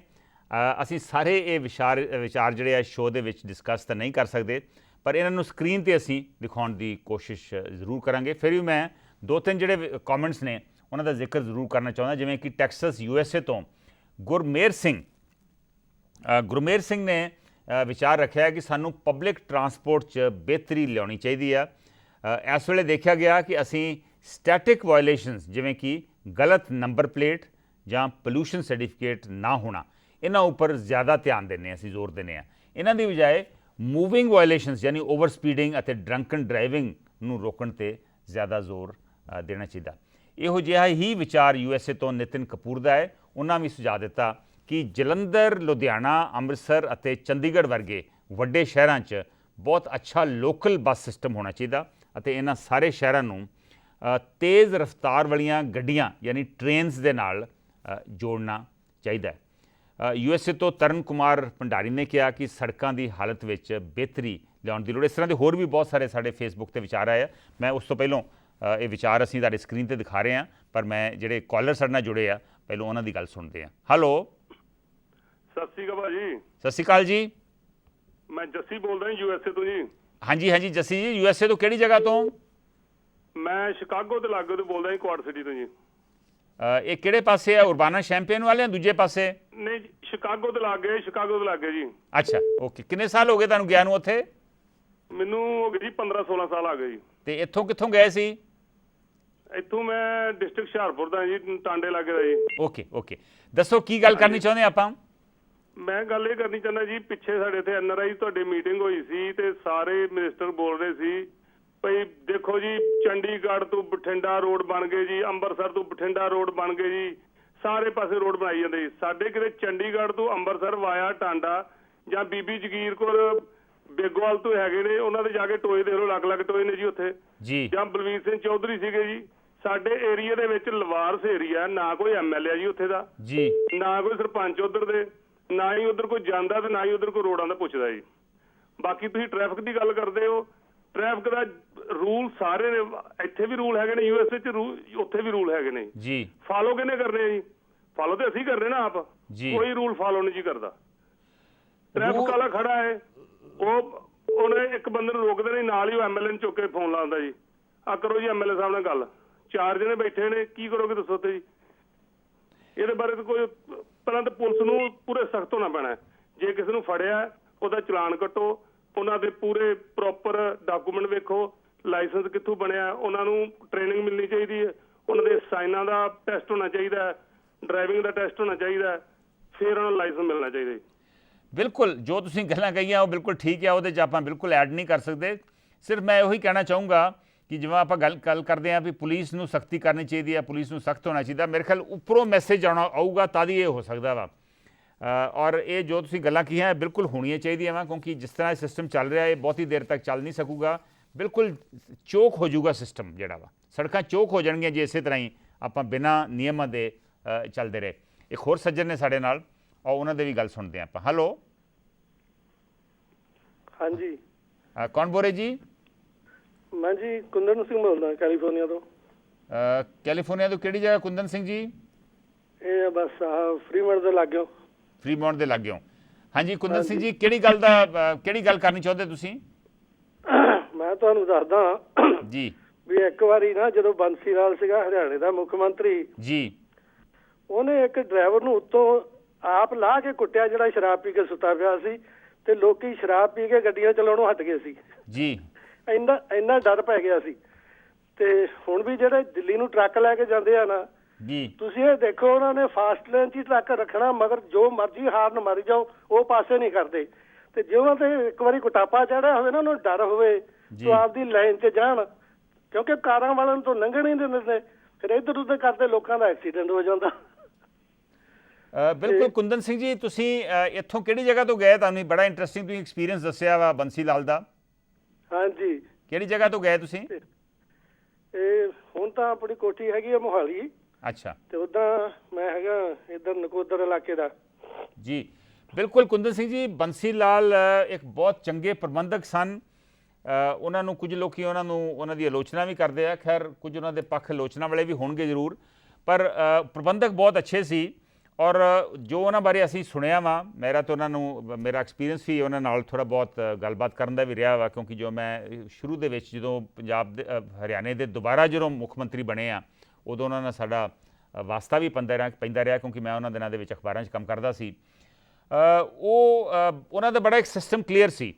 ਉਹ ਜ਼ਿਲ੍ਹੇ ਦੇ ਵਿੱਚ ਸਿਰਫ ਤੇ ਸਿਰਫ ਡਿਪਟੀ ਕਮਿਸ਼ਨਰ ਨਾਲ ਡੀਲ ਕਰਦੇ ਸੀ। ਉਹ ਜ਼ਿਲ੍ਹੇ ਦੀ ਹਰ ਗੱਲ ਜਿਹੜੀ ਆ ਉਹਨਾਂ DC ਦੇ ਥਰੂ ਕਨਵੇ ਕਰਨੀ ਆ, ਔਰ DC ਤੋਂ ਹੀ ਪੁੱਛਣੀ ਆ। ਹੋਰ ਤੇ ਕੀ ਹੈ, ਜੇ ਉੱਥੇ ਕਾਨੂੰਨੀ ਵਿਵਸਥਾ ਖਰਾਬ ਹੈ, ਉਹ ਵੀ ਉਹਨਾਂ DC ਨੂੰ ਪੁੱਛਣਾ ਵੀ ਤੁਹਾਡੇ ਉੱਥੇ ਕੀ ਹੋ ਰਿਹਾ ਵਾ। ਸੋ ਇਹਦੇ ਨਾਲ ਬਹੁਤ ਸਾਰੇ ਪੁਲਿਸ ਅਧਿਕਾਰੀ ਖੁਸ਼ ਨਹੀਂ ਸਨ, ਕਿਉਂਕਿ ਉਹ DC ਨੂੰ ਜ਼ਿਆਦਾ ਮਹੱਤਤਾ ਦਿੰਦੇ ਸੀ। ਪਰ ਇਹਦੇ ਨਾਲ ਸਿਸਟਮ ਦੇ ਵਿੱਚ ਬਹੁਤ ਵਧੀਆ ਔਰ ਬਹੁਤ ਬਿਹਤਰੀ ਆਈ, ਔਰ ਉਹੋ ਜਿਹਾ ਪ੍ਰਬੰਧ ਜਿਹੜਾ ਵਾ ਸ਼ਾਇਦ ਅੱਜ ਤੱਕ ਦੁਬਾਰਾ ਉਹੋ ਜਿਹੀ ਐਡਮਿਨਿਸਟ੍ਰੇਸ਼ਨ ਜਿਹੜੀ ਆ ਕਿਸੇ ਮੁੱਖ ਮੰਤਰੀ ਤੋਂ ਨਹੀਂ ਚੱਲ ਸਕੀ। ਸ਼ਾਇਦ ਉਸ ਤੋਂ ਪਹਿਲਾਂ ਪ੍ਰਤਾਪ ਸਿੰਘ ਕੈਰੋਂ ਬਾਰੇ ਲੋਕ ਗੱਲਾਂ ਕਰਦੇ ਆ, ਮੈਂ ਤਾਂ ਉਹਨਾਂ ਦੀ ਚੀਫ ਮਿਨਿਸਟਰੀ ਵੇਲੇ ਮੈਨੂੰ ਕੋਈ ਤਜਰਬਾ ਨਹੀਂ ਹੈ, ਮੈਂ ਬਹੁਤ ਛੋਟਾ ਸੀ ਉਸ ਵੇਲੇ। ਸੋ ਇਸ ਕਰਕੇ ਸਾਡੇ ਜੇ ਨੁਕਸ ਆ ਤਾਂ ਸਾਡੇ ਉੱਪਰਲੇ ਪ੍ਰਬੰਧਕਾਂ ਦੀ ਨੁਕਸ ਆ। ਜੇ ਸਾਡਾ ਮੁੱਖ ਮੰਤਰੀ ਜਾਂ ਡਿਪਟੀ ਮੁੱਖ ਮੰਤਰੀ ਜਾਂ ਮਿਨਿਸਟਰ ਜੇ ਚਾਹਣ ਤਾਂ ਸਿਸਟਮ ਦੇ ਵਿੱਚ ਸੁਧਾਰ ਆ ਸਕਦੀ ਆ। ਆਪਾਂ ਜਿਵੇਂ ਸੜਕ ਹਾਦਸਿਆਂ ਦੀ ਗੱਲ ਕਰ ਰਹੇ ਹਾਂ, ਸ਼ਾਇਦ ਉਹ ਲੋਕੀ ਉਹਨਾਂ ਨੂੰ ਫਿਕਰ ਹੀ ਨਹੀਂ ਗਾ, ਕਿਉਂਕਿ ਆਪ ਉਹ ਐਸਕੌਟਸ ਦੇ ਨਾਲ ਚੱਲਦੇ ਆ, ਹੂਟਰ ਨਾਲ ਚੱਲਦੇ ਆ। ਉਹਨਾਂ ਨੂੰ ਪਤਾ ਹੀ ਨਹੀਂ ਗਾ ਕਿ ਸਾਡੇ ਆਲੇ ਦੁਆਲੇ ਸਾਡੇ ਅੱਗੇ ਪਿੱਛੇ ਕੀ ਹੋ ਰਿਹਾ ਵਾ। ਲੋੜ ਹੈ ਉਹਨਾਂ ਨੂੰ ਆਪ ਸ਼ਾਇਦ ਬੱਸਾਂ 'ਚ ਸਵਾਰੀ ਕਰਨ ਦੀ, ਆਪ ਗੱਡੀ ਚਲਾ ਕੇ ਜੇ ਜਾਣ ਤਾਂ ਉਦੋਂ ਪਤਾ ਲੱਗੂ ਉਹਨਾਂ ਨੂੰ। ਔਰ ਜਿਹੜੇ ਮੰਤਰੀ ਜਿਵੇਂ ਆਦੇਸ਼ ਪ੍ਰਤਾਪ ਕੈਰੋਂ, ਉਹ ਕਈ ਵਾਰ ਆਪ ਮੈਂ ਉਹਨਾਂ ਨੂੰ ਗੱਡੀ ਚਲਾਉਂਦੇ ਵੇਖਿਆ। ਪਹਿਲੋਂ ਜਿਹੜੇ ਵਿੱਤ ਮੰਤਰੀ ਸਨ ਪੰਜਾਬ ਦੇ, ਫਾਈਨੈਂਸ ਮੰਤਰੀ ਸਨ ਮਨਪ੍ਰੀਤ ਬਾਦਲ, ਉਹ ਵੀ ਗੱਡੀ ਆਪਣੀ ਆਪ ਚਲਾਉਂਦੇ ਸੀਗੇ। ਸੋ ਇਹਨਾਂ ਲੋਕਾਂ ਨੂੰ ਜ਼ਰੂਰ ਪਤਾ ਹੋਊਗਾ ਵੀ ਸੜਕਾਂ ਦੇ ਕੀ ਹੋ ਰਿਹਾ, ਪਰ ਅੱਜ ਕੱਲ੍ਹ ਦੇ ਜਿਹੜੇ ਮੰਤਰੀ ਆ ਉਹਨਾਂ ਨੂੰ ਮੇਰੇ ਖਿਆਲ ਬਹੁਤਿਆਂ ਮੰਤਰੀਆਂ ਨੂੰ ਇਹਦੇ ਬਾਰੇ ਨਹੀਂ ਕੋਈ ਇਲਮ। ਇੱਕ ਹੋਰ ਸਾਡੇ ਨਾਲ ਕਾਲਰ ਨੇ, ਔਰ ਉਹਨਾਂ ਦੇ ਵੀ ਵਿਚਾਰ ਸੁਣਦੇ ਆ। ਹੈਲੋ ਹਾਂਜੀ ਸੰਧੂ ਸਾਹਿਬ ਸਤਿ ਸ਼੍ਰੀ ਅਕਾਲ। ਸਤਿ ਸ਼੍ਰੀ ਅਕਾਲ ਜੀ। ਹਾਂਜੀ ਸੰਧੂ ਸਾਹਿਬ, ਮੈਂ ਕੈਲੀਫੋਰਨੀਆ ਤੋਂ ਬੋਲ ਰਿਹਾ, doctor Amarjit Singh ji. Doctor Amarjit Singh, California ਤੋਂ ਕਿਹੜੀ ਜਗ੍ਹਾ ਜੀ? ਹੈਲੋ, ਸਰੋਜੇ ਸਵੀਟ ਤੋਂ ਬੋਲਦਾ ਜੀ। ਅੱਛਾ ਡਾਕਟਰ ਅਮਰਜੀਤ, ਦੱਸੋ ਕੀ ਗੱਲ ਕਰਨੀ ਚਾਹੁੰਦੇ ਜੇ? ਮੈਂ ਕਿਹਾ ਜੀ ਅੱਜ ਦਾ ਮੁੱਦਾ ਤੁਸੀਂ ਬਹੁਤ ਵਧੀਆ ਲਿਆ ਜੀ, ਸੜਕ ਐਕਸੀਡੈਂਟ ਦਾ ਜੀ। ਜੀ ਇਹਦੇ ਵਿੱਚ ਐਵੇਂ ਆ ਸੰਧੂ ਸਾਹਿਬ, ਮਤਲਬ ਮੈਂ ਤੁਹਾਨੂੰ ਆਪਣਾ ਵਿਚਾਰ ਦੱਸਣੇ ਚਾਹੁੰਦਾ ਵੀ ਸਭ ਤੋਂ ਪਹਿਲਾਂ ਜੇ ਤੁਸੀਂ ਆਪਾਂ ਹਿੰਦੁਸਤਾਨ ਦੇ ਵਿੱਚ 2-3 ਮਹਿਕਮਿਆਂ ਨੂੰ ਸੁਧਾਰ ਲਈਏ ਤੇ ਆਪਣੇ ਮਸਲੇ ਹੱਲ ਹੋ ਸਕਦੇ ਸਾਰੇ ਜੀ। ਕਿਹੜੇ 2-3 ਆਏ? ਇਹ ਸਭ ਤੋਂ ਪਹਿਲਾਂ ਤੇ ਜੀ ਜਿਹੜੀ ਬੱਚਿਆਂ ਨੂੰ ਐਜੂਕੇਸ਼ਨ ਆਪਾਂ ਦਿੰਨੇ ਆ ਜੀ, ਇਹਦੇ ਵਿੱਚ ਇੱਕ ਦਾ ਚੈਪਟਰ ਦੇ ਕਿਤੇ ਸੜਕਾਂ ਬਾਰੇ ਵੀ ਕੁਝ ਰੂਲ ਐਂਡ ਰੈਗੂਲੇਸ਼ਨ ਬਾਰੇ ਆਪਾਂ ਕੋਈ ਐਡ ਕਰ ਦਈਏ ਤੇ ਮੇਰਾ ਖਿਆਲ ਕੋਈ ਮਾੜੀ ਗੱਲ ਨਹੀਂ ਜੀ। ਬਹੁਤ ਚੰਗਾ ਸੁਝਾਅ ਹੈ ਡਾਕਟਰ ਅਮਰਜੀਤ ਤੁਹਾਡਾ ਜੀ। ਕਿਉਂ ਜੇ ਬੱਚਿਆਂ ਨੂੰ ਸਕੂਲਾਂ ਦੇ ਮਤਲਬ ਕਿ ਸੜਕ ਦੇ ਅਸੂਲਾਂ ਬਾਰੇ, ਕਿੱਥੋਂ ਕ੍ਰਾਸ ਕਰਨਾ, ਕੀ ਕਰਨਾ, ਗੱਡੀ ਡਰਾਈਵ ਕਰਨਾ, ਉਹ ਬੱਚਾ ਫੋਲੋ ਕਰੂਗਾ ਤੇ ਵੱਡਾ ਹੋ ਕੇ ਉਹ ਸਭ ਕੁਝ ਕਰੂਗਾ ਜੀ। ਬਿਲਕੁਲ, ਜੋ ਅਸੀਂ ਸਕੂਲ ਲੈਵਲ ਤੇ ਬੱਚਿਆਂ ਦੇ ਵਿੱਚ ਪਾਉਨੇ ਆ, ਉਹਨਾਂ ਨੂੰ ਦੱਸਦੇ ਆ, ਉਹ ਉਹਨਾਂ ਤੇ ਬਹੁਤ ਅਸਰ ਹੁੰਦਾ ਉਸ ਚੀਜ਼ ਦਾ। ਸੋ ਬਿਲਕੁਲ ਠੀਕ ਆ। I think we need to start young. So ਉਸ ਲੈਵਲ ਤੇ ਆਪਾਂ ਨੂੰ ਜਿਹੜੀ ਸੜਕ ਸੁਰੱਖਿਆ ਵਾ ਉਹ ਸਿਖਾਉਣੀ ਚਾਹੀਦੀ ਆ। ਦੂਸਰਾ ਕਿਹੜਾ ਸੁਝਾਅ ਦੇਣਾ ਚਾਹੁੰਦੇ ਤੁਸੀਂ? ਸਾਡੀ ਪੁਲਿਸ ਥੋੜੀ ਇਹਨੂੰ ਵਫਾਦਾਰ ਹੋਵੇ ਇਹਨਾਂ ਕਾਨੂੰਨਾਂ ਪ੍ਰਤੀ ਜੀ। ਜਿਵੇਂ ਸ਼ਾਮ ਨੂੰ ਸ਼ਰਾਬ ਪੀ ਕੇ ਡਰਾਈਵਰ ਐਕਸੀਡੈਂਟ ਕਰਦੇ, ਮੋਸਟਲੀ ਸ਼ਾਮ ਨੂੰ ਸ਼ਰਾਬ ਪੀ ਕੇ ਹੀ ਐਕਸੀਡੈਂਟ ਹੁੰਦੇ ਨੇ ਜੀ। ਕਿਉਂ ਜਿਸ ਬੰਦੇ ਨੇ ਆਪਣੇ ਆਪ ਨੂੰ ਖੜੇ ਨਹੀਂ ਹੁੰਦਾ ਜੀ, ਉਹ ਵੀ ਸ਼ਾਮ ਨੂੰ 50 ਸਵਾਰੀਆਂ ਲੈ ਕੇ ਤੁਰ ਪੈਂਦਾ ਬੱਸ ਦਾ ਜੀ। ਜੇ ਇਹਨਾਂ ਤੇ ਥੋੜੀ ਸਖਤੀ ਹੋ ਜਾਏ ਤੇ ਕਾਫੀ ਸੁਧਾਰ ਹੋ ਸਕਦਾ ਜੀ। ਬਿਲਕੁਲ, ਪੁਲਿਸ ਦੇ ਵਿੱਚ ਪੁਲਿਸ ਨੂੰ ਸਖਤੀ ਕਰਨ ਦੀ ਲੋੜ ਹੈ, ਪਰ ਮੇਰੇ ਖਿਆਲ ਪੁਲਿਸ ਨੂੰ ਪਹਿਲਾਂ ਤਾਂ ਖੁੱਲੀ ਛੁੱਟ ਦੇਣ ਦੀ ਲੋੜ ਹੈ। ਮਤਲਬ ਖੁੱਲੀ ਛੁੱਟ ਇਨ ਦੀ ਸੈਂਸ ਵੀ ਉਹਨਾਂ ਨੂੰ ਪ੍ਰੋਪਰ ਉਹਨਾਂ ਤੇ ਇੰਟਰਫੇਰੈਂਸ ਨਾ ਹੋਵੇ, ਦਖਲਅੰਦਾਜ਼ੀ ਉਹਨਾਂ ਦੇ ਕੰਮਕਾਜ ਦੇ ਵਿੱਚ ਨਾ ਹੋਵੇ। ਤੀਜਾ ਇਹ ਹੈ ਜੀ ਵੀ ਜਿਹੜੇ ਡਰਾਈਵਿੰਗ ਆਪਾਂ ਲਾਇਸੈਂਸ ਦਿੰਦੇ ਆ ਜੀ, ਇਹਨਾਂ ਨੂੰ ਬਕਾਇਦਾ ਰਿਟਨ ਟੈਸਟ ਪਾਸ ਹੋਵੇ, ਇਹਨਾਂ ਨੂੰ ਪਤਾ ਹੋਵੇ ਜਿਹਨੇ ਲਾਇਸੈਂਸ ਲੈਣਾ ਵੀ ਮੇਰੀ ਕੀ ਡਿਊਟੀਜ਼ ਆ, ਮੇਰੇ ਕੀ ਫਰਜ਼ ਆ, ਮੈਂ ਸੜਕ ਤੇ ਕਿਵੇਂ ਚੱਲਣਾ। ਬਿਲਕੁਲ ਠੀਕ ਹੈ ਜੀ। ਆਪਣੇ ਡਰਾਈਵਿੰਗ ਸਿਸਟਮ ਬਹੁਤ ਇਹਦੇ ਚੇਂਜ ਲਿਆਉਣ ਦੀ ਲੋੜ ਹੈ। ਇਸ ਵੇਲੇ ਕੋਈ ਸਿਸਟਮ ਨਹੀਂ ਗਾ। ਲੋਕੀ ਪੈਸੇ ਦੇ ਕੇ ਸਿਫਾਰਿਸ਼ ਲੜਾ ਕੇ ਲੋਕੀ ਡਰਾਈਵਿੰਗ ਲਾਇਸੈਂਸ ਲਈ ਜਾ ਰਹੇ ਆ। ਬਹੁਤ ਸਾਰੇ ਲੋਕੀ ਬਿਲਕੁਲ ਅਨਪੜ੍ਹ ਨੇ, ਉਹਨਾਂ ਨੂੰ ਟ੍ਰੈਫਿਕ ਸਾਇੰਸ ਬਾਰੇ ਨਹੀਂ ਪਤਾ, ਔਰ ਫਿਰ ਵੀ ਉਹਨਾਂ ਦੇ ਕੋਲ ਲਾਇਸੈਂਸ ਨੇ। ਇਸੇ ਕਰਕੇ ਜਿਵੇਂ ਉਹ ਦੱਸ ਰਹੇ ਸੀ ਵੀ ਸੱਜੇ ਮੁੜਨਾ ਵਾ ਤੇ ਖੜੇ ਹੁੰਦੇ ਆ ਸੜਕ ਦੇ ਖੱਬੇ ਪਾਸੇ। ਸੋ ਇਸ ਕਰਕੇ ਇਹੋ ਜਿਹੀਆਂ ਗਲਤੀਆਂ ਤਦ ਹੀ ਕਰਦੇ ਲੋਕੀ, ਕਿਉਂਕਿ ਉਹਨਾਂ ਨੂੰ ਬੇਸਿਕ ਟ੍ਰੈਫਿਕ ਨਿਯਮਾਂ ਦੀ ਕੋਈ ਜਾਣਕਾਰੀ ਹੈ ਨਹੀਂ। ਡਾਕਟਰ ਅਮਰਜੀਤ, ਬਹੁਤ ਚੰਗੇ ਸੁਝਾਅ ਤੁਸੀਂ ਰੱਖੇ ਆ। ਇੱਕ ਹੋਰ ਵੀ ਸਾਡੇ ਨਾਲ ਸੱਜਣ ਨੇ, ਉਹਨਾਂ ਦੀ ਗੱਲ ਸੁਣਦੇ ਹਾਂ। ਆਪਾਂ ਜਿਵੇਂ ਗੱਲ ਕਰ ਰਹੇ ਹਾਂ ਇਸ ਵੇਲੇ ਸੜਕ ਹਾਦਸਿਆਂ ਦੀ, ਜਿਹੜੇ ਪੰਜਾਬ ਦੇ ਵਿੱਚ ਬਹੁਤ ਜ਼ਿਆਦਾ ਹੋ ਰਹੇ ਆ। ਹਾਂਜੀ, ਕੌਣ ਬੋਲ ਰਹੇ ਤੁਸੀਂ? ਸਤਿ ਸ਼੍ਰੀ ਅਕਾਲ ਜੀ। ਸਤਿ ਸ਼੍ਰੀ ਅਕਾਲ। ਹਾਂਜੀ, ਮੈਂ ਮਨਪ੍ਰੀਤ ਬੋਲ ਰਹੀ ਹਾਂ ਜੀ, ਵਰਜੀਨੀਆ ਤੋਂ। ਹਾਂਜੀ ਮਨਪ੍ਰੀਤ, ਤੁਹਾਡਾ ਸਵਾਗਤ ਹੈ ਸ਼ੋਅ ਦੇ ਵਿੱਚ। ਦੱਸੋ ਕੀ ਕਹਿਣਾ ਚਾਹੁੰਦੇ ਜੇ? ਹਾਂਜੀ, ਮੈਂ ਦੱਸਣਾ ਚਾਹੁੰਦੀ ਸੀ ਕਿ ਰੂਲਸ ਤਾਂ ਹੁੰਦੇ ਆ, ਬਣਾ ਦਿੰਦੇ ਆ, ਪਰ ਜੇ ਰੂਲ ਹੁਣ ਅਪਲਾਈ ਨਹੀਂ ਕਰਦਾ ਕੋਈ, ਤੇ ਇਹਦੇ ਵਿੱਚ ਸਰਕਾਰ ਵੀ ਬਹੁਤ ਕੁਝ ਨਹੀਂ ਕਰ ਸਕਦੀ ਜਦੋਂ ਤੱਕ ਆਪਾਂ ਆਪਣੀ ਨਹੀਂ ਚੇਂਜ ਕਰਦੇ ਕਿ ਸੋਚਦਾ ਹੈ। ਹੁਣ ਜਿਵੇਂ ਸੋਚ ਬਿਲਕੁਲ ਠੀਕ ਹੈ ਮਨਪ੍ਰੀਤ, ਸੋਚ ਸਾਨੂੰ ਬਦਲਣ ਦੀ ਲੋੜ ਹੈ, ਪਰ ਸਰਕਾਰ ਜੇ ਰੂਲ ਐਨਫੋਰਸ ਕਰੇ, ਪਹਿਲਾਂ ਐਨਫੋਰਸ ਕਰੇ ਤੇ ਫਿਰ ਸ਼ਾਇਦ ਸੋਚ ਬਦਲੂਗੀ, ਕਿਉਂਕਿ ਆਪਣੇ ਹੁਣ ਆਵਾ ਇੰਨਾ ਵਿਗੜ ਗਿਆ ਕਿ ਆਪਣੇ ਆਪ ਸੋਚ ਬਦਲਣੀ ਸ਼ਾਇਦ ਮੁਸ਼ਕਿਲ ਆ। ਹਾਂਜੀ ਮਨਪ੍ਰੀਤ। ਪੁਲਿਸ ਨੂੰ ਜਿਹੜਾ ਹੈਗਾ ਨਾ ਵੀ ਰਾਈਟਸ ਹੋਣੇ ਚਾਹੀਦੇ ਆ, ਇੰਟਰਫੇਰੈਂਸ ਨਹੀਂ ਹੋਣੀ ਚਾਹੀਦੀ। ਜਿੱਦਾਂ ਕਦੇ ਕੋਈ ਕਿਸੇ ਨੂੰ ਰੋਕ ਲੈਂਦਾ, ਕੋਈ ਫੋਨ ਕਰ ਲੈਂਦਾ, ਕਿ ਇਹ ਬਿਲਕੁਲ ਹੋਣਾ ਨਹੀਂ ਚਾਹੀਦਾ ਕਿ ਵੀ ਜੇ ਤੁਸੀਂ ਕਿਸੇ ਨੂੰ ਉਹਨੂੰ ਰੋਕਿਆ ਪੁਲਿਸ ਵਾਲੇ ਨੂੰ ਕਿ ਉਹ ਕਿਸੇ ਨਾਲ ਤੁਹਾਡੀ ਗੱਲ ਕਰਾਉਂਦੇ ਜਾਂ ਕਿੱਦਾਂ, ਪੁਲਿਸ ਨੂੰ ਕਹਿ ਦੇਣਾ ਚਾਹੀਦਾ ਤੁਸੀਂ ਕਿਸੇ ਨਾਲ ਗੱਲ ਨਹੀਂ ਕਰਨੀ।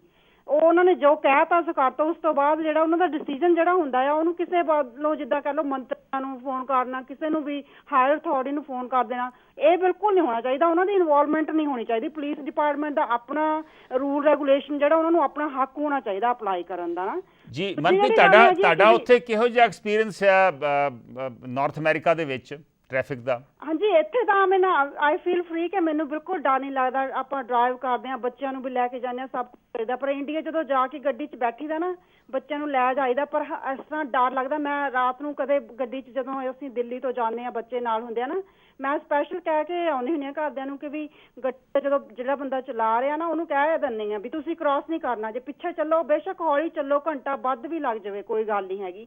ਪਰ ਲੋਕੀ ਉੱਥੇ ਨਾ ਫੁਕਰਾਪਣ ਸਮਝਦੇ ਆ ਇਸ ਗੱਲ ਨੂੰ, ਖਾਸ ਕਰਕੇ ਜਿਹੜੇ ਯੰਗ ਬਲੱਡ ਹੈਗੇ ਆ ਕਿ ਵੀ ਜੇ ਤੇਜ਼ ਗੱਡੀ ਚਲਾਵਾਂਗੇ, ਰਫ ਗੱਡੀ ਚਲਾਵਾਂਗੇ ਤਾਂ ਲੋਕ ਡਰ ਕੇ ਪਰੇ ਹੋ ਜਾਂਦੇ ਆ ਨਾ।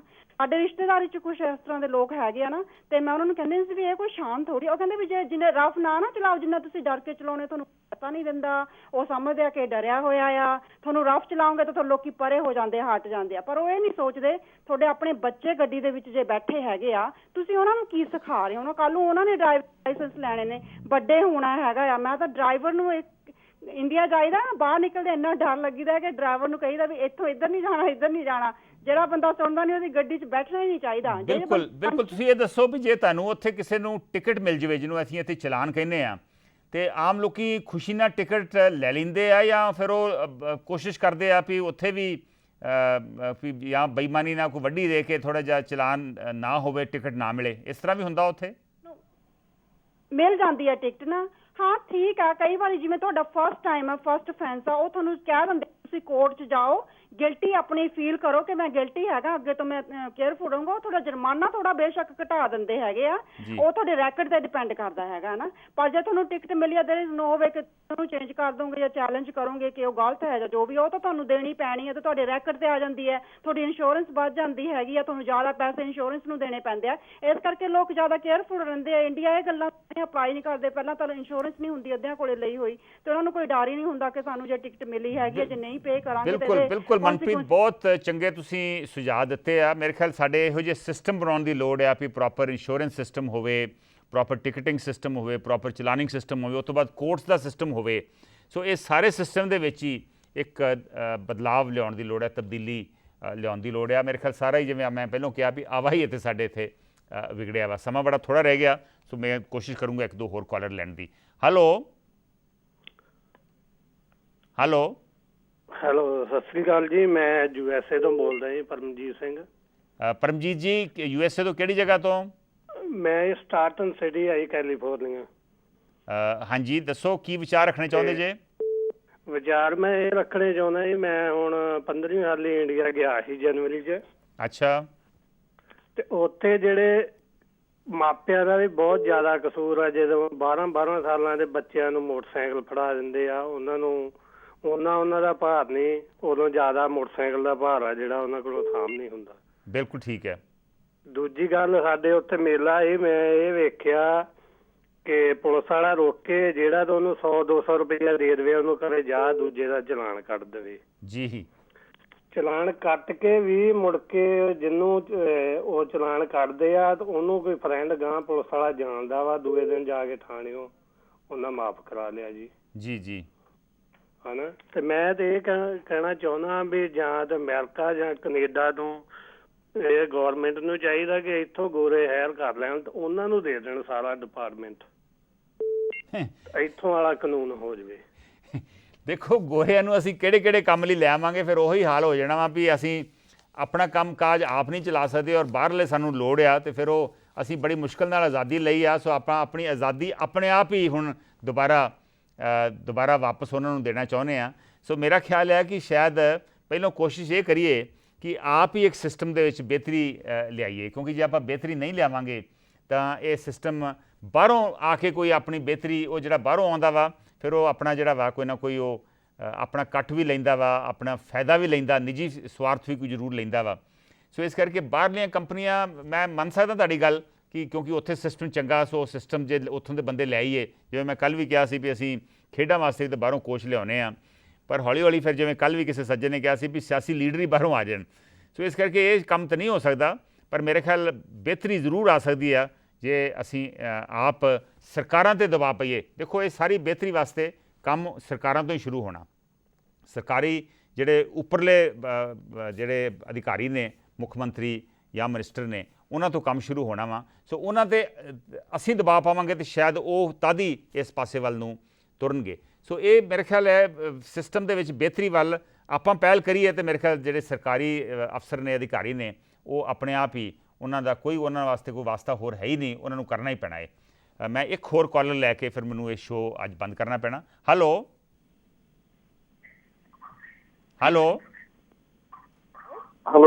ਹਾਂਜੀ ਹਾਂਜੀ, ਆਵਾਜ਼ ਆ ਰਹੀ ਜੀ, ਦੱਸੋ ਕੀ ਕਹਿਣਾ ਚਾਹੁੰਦੇ ਜੇ?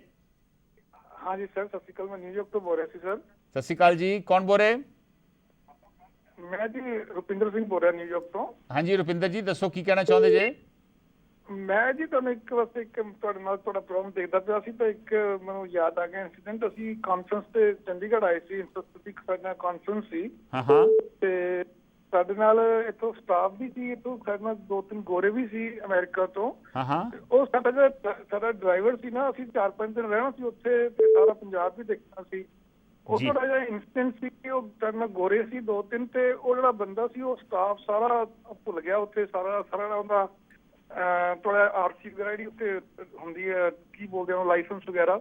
ਜਿੱਥੇ ਵੀ ਕੋਈ ਪੁਲਿਸ ਵਾਲਾ ਰੋਕੇ ਤਾਂ ਉਹਨੂੰ ਕਹੇ ਗਾਂਧੀ ਦੇ ਦਿਓ, ਗਾਂਧੀ ਦੇ ਦਿਓ। ਤੇ ਉਹ ਜੀ ਸਾਡੇ ਨਾਲ ਅੰਮ੍ਰਿਤਸਰ ਤੱਕ ਗਿਆ ਤੇ ਉਹ ਜਦੋਂ ਕਹਿੰਦੇ ਗਾਂਧੀ, ਉਹ ਗੋਰੇ ਕਹਿੰਦੇ ਵਾਟਸ ਗਾਂਧੀ? ਉਹ ਗਾਂਧੀ ਦਾ 100 ਰੁਪਏ ਨੋਟ ਹੁੰਦਾ ਹੈ, ਜਿੱਥੇ ਉਹ ਪੁਲਿਸ ਵਾਲਾ ਰੁਕੇ ਉਹ ਬਾਹਰ ਜਾ ਕੇ ਉਹਨੂੰ ਗਾਂਧੀ ਦੇ ਦੇਵੇ, 100 ਰੁਪਇਆ ਦੇ ਦੇ। So they Gori was asking, what is giving out Gandhi every time they're asking Gandhi? So they said कि Gandhi his uncle, you know. ਤੇ ਉਹ ਜਦੋਂ ਵਾਪਸੀ ਉੱਤੇ ਆਏ ਤਾਂ ਕੱਲੀ ਜਾਣ ਲੱਗੀ ਤਾਂ ਉਹ ਚੰਡੀਗੜ੍ਹ ਅੰਦਰ ਐਂਟਰ ਹੋਣ ਲੱਗੀ, ਕਹਿੰਦੀ Gandhi is my uncle, you know. So ਉਹ ਪੁਲਿਸ ਵਾਲਾ ਕਹਿੰਦਾ what that mean is? ਉਹ ਕਹਿੰਦਾ our driver is keep saying that Gandhi is my uncle. ਉਹ ਕਹਿੰਦਾ Gandhi is meaning 500 rupees, so you have to give us 500. ਉਹਨੇ 500 ਰੁਪਇਆ ਉਹਨਾਂ ਤੋਂ ਸਾਹਮਣੇ ਲਿੱਤਾ ਤੇ ਉਹਨਾਂ ਨੂੰ ਪੇ ਕੀਤਾ ਤੇ ਉਹਨੇ ਸਾਰਾ ਫੇਸਬੁੱਕ ਦੇ ਉੱਤੇ ਆ ਕੇ ਆਪਣੇ ਫਰੈਂਡਸ ਨੂੰ ਲਾਇਆ। ਉਹਨੇ ਦੱਸਿਆ ਕਿ how the police is in India, ਤੇ ਪੰਜਾਬ ਦੀ ਪੁਲਿਸ ਕਿਸ ਤਰ੍ਹਾਂ ਦੀ ਹੈਗੀ ਹੈ। ਬਿਲਕੁਲ ਰੁਪਿੰਦਰ ਜੀ, ਮੈਨੂੰ ਤੁਹਾਨੂੰ ਮਾਫ ਕਰਨਾ, ਤੁਹਾਨੂੰ ਟੋਕਣਾ ਪੈ ਰਿਹਾ ਕਿਉਂਕਿ ਸਮਾਂ ਖਤਮ ਹੋ ਗਿਆ। ਬਿਲਕੁਲ ਠੀਕ ਹੈ, ਸ਼ਾਇਦ ਮਹਾਤਮਾ ਗਾਂਧੀ ਕਿਉਂਕਿ ਉਹਨਾਂ ਦੀ ਨੋਟ ਦੇ ਉੱਤੇ ਫੋਟੋ ਹੁੰਦੀ ਆ, ਸੋ ਇਸ ਕਰਕੇ ਲੋਕੀ ਜਿਹੜੇ ਆਮ ਲੋਕੀ ਜਿਹੜੇ ਡਰਾਈਵਰ ਆ ਉਹ ਨੋਟ ਨੂੰ ਗਾਂਧੀ ਕਹਿ ਦਿੰਦੇ ਆ। ਇਹ ਵੈਸੇ ਮੇਰੇ ਖਿਆਲ ਇਹ ਸਿਸਟਮ ਹੁਣ ਚੇਂਜ ਕਰਨ ਦੀ ਲੋੜ ਹੈ। ਮੇਰੇ ਖਿਆਲ ਆਪਾਂ ਹੁਣ ਦੁਨੀਆ ਵੇਖੋ ਕਿੱਥੇ ਪਹੁੰਚ ਗਈ ਆ ਅਤੇ ਆਪਾਂ ਹਾਲੀ ਵੀ ਇਹਨਾਂ ਪੁਰਾਣੀਆਂ ਗੱਲਾਂ ਦੇ ਵਿੱਚ ਪਏ ਆ। ਮੇਰੇ ਖਿਆਲ ਹੁਣ ਆਪਾਂ ਸਿਸਟਮ 'ਚ ਤਬਦੀਲੀ ਲਿਆਈਏ, ਰਿਐਕਟ ਕਰੀਏ ਜਦੋਂ ਕੋਈ ਭ੍ਰਸ਼ਟ ਆ ਸਾਡੇ ਵਿੱਚ, ਸੋ ਦੈਟ ਉਹਨੂੰ ਸ਼ਰਮਿੰਦਾ ਕਰੀਏ, ਸੋ ਦੈਟ ਇਹ ਗੱਲ ਜਿਹੜੀ ਆ ਲੋਕੀ ਹੌਲੀ ਹੌਲੀ ਇਸ ਤੋਂ ਦੂਰ ਹੋਣ ਲੱਗ ਪੈਣ। ਹੁਣ ਸਮਾਂ ਖਤਮ ਹੋਣ ਜਾ ਰਿਹਾ, ਪਰ ਜਾਣ ਤੋਂ ਪਹਿਲਾਂ ਮੈਂ ਇਹ ਦੱਸ ਦੇਵਾਂ ਕਿ ਕੱਲ੍ਹ ਆਪਾਂ ਫੇਕ ਇਨਕਾਊਂਟਰਸ ਯਾਨੀ ਫਰਜ਼ੀ ਮੁਕਾਬਲਿਆਂ ਦੀ ਫਿਰ ਤੋਂ ਗੱਲ ਕਰਨੀ ਹੈ। ਕੱਲ੍ਹ ਸ਼ੋਅ ਦੇਖਣਾ ਨਾ ਭੁੱਲਣਾ ਕਿਉਂਕਿ ਮੈਂ ਉਸ ਵਿੱਚ ਕੁਝ ਅਹਿਮ ਦਸਤਾਵੇਜ਼ ਤੁਹਾਨੂੰ ਦਿਖਾਉਣੇ ਚਾਹੁੰਦਾ ਵਾਂ। ਆਪਾਂ ਜਿਵੇਂ ਦੱਸਿਆ ਵੀ ਫੇਕ ਇਨਕਾਊਂਟਰ ਦੀ ਗੱਲ ਕਰਾਂਗੇ, ਉਹਦੇ 'ਚ ਕੁਝ ਅਹਿਮ ਦਸਤਾਵੇਜ਼ ਮੈਂ ਤੁਹਾਨੂੰ ਦਿਖਾਊਂਗਾ। ਸੋ ਕੱਲ੍ਹ ਸ਼ੋਅ ਦੇਖਣਾ ਨਾ ਭੁੱਲਿਓ। ਔਰ ਫੇਕ ਇਨਕਾਊਂਟਰ 'ਤੇ ਜੇ ਤੁਸੀਂ ਤੁਹਾਡੇ 'ਚੋਂ ਕੋਈ ਸੱਜਣ ਵਿਚਾਰ ਆਪਣੇ ਰੱਖਣੇ ਚਾਹੁੰਦੇ ਜੇ ਤਾਂ ਉਹ ਜ਼ਰੂਰ ਸਾਡੇ ਇਸ ਕਾਲ ਇਨ ਸ਼ੋਅ ਦੇ ਵਿੱਚ ਕੱਲ੍ਹ ਸਾਨੂੰ ਜੁਆਇਨ ਕਰੋ। ਜਿਹੜੇ ਸੱਜਣਾਂ ਦੀਆਂ ਕਾਲਸ ਮੈਂ ਅੱਜ ਨਹੀਂ ਲੈ ਸਕਿਆ ਉਹਨਾਂ ਤੋਂ ਮੈਂ ਮੁਆਫੀ, ਉਹਨਾਂ ਦੀਆਂ ਕਾਲਸ ਮੈਂ ਕੱਲ੍ਹ ਲੈਣ ਦੀ ਜ਼ਰੂਰ ਕੋਸ਼ਿਸ਼ ਕਰੂੰਗਾ। ਹੁਣ ਮੈਨੂੰ ਦਿਓ ਇਜਾਜ਼ਤ। Have a good day. ਨਮਸਕਾਰ, ਸਤਿ ਸ਼੍ਰੀ ਅਕਾਲ, ਖੁਦਾ ਹਾਫਿਜ਼। ਖਬਰਾਂ ਦੀ ਦੁਨੀਆ ਵਿੱਚ ਆਓ, ਸਾਡੇ ਨਾਲ ਕਦੇ ਵੀ ਤੇ ਕਿਤੋਂ ਵੀ ਜੁੜੋ। ਆਪਾਂ ਮਿਲਾਂਗੇ ਫੇਸਬੁੱਕ ਤੇ, ਅਸੀਂ ਦਿਖਾਂਗੇ YouTube ਤੇ, ਸਾਨੂੰ ਫੋਲੋ ਕਰੋ ਟਵਿੱਟਰ ਤੇ। ਖਬਰਾਂ ਨਾਲ ਜੁੜੇ ਰਹੋ ਦਿਨ ਰਾਤ।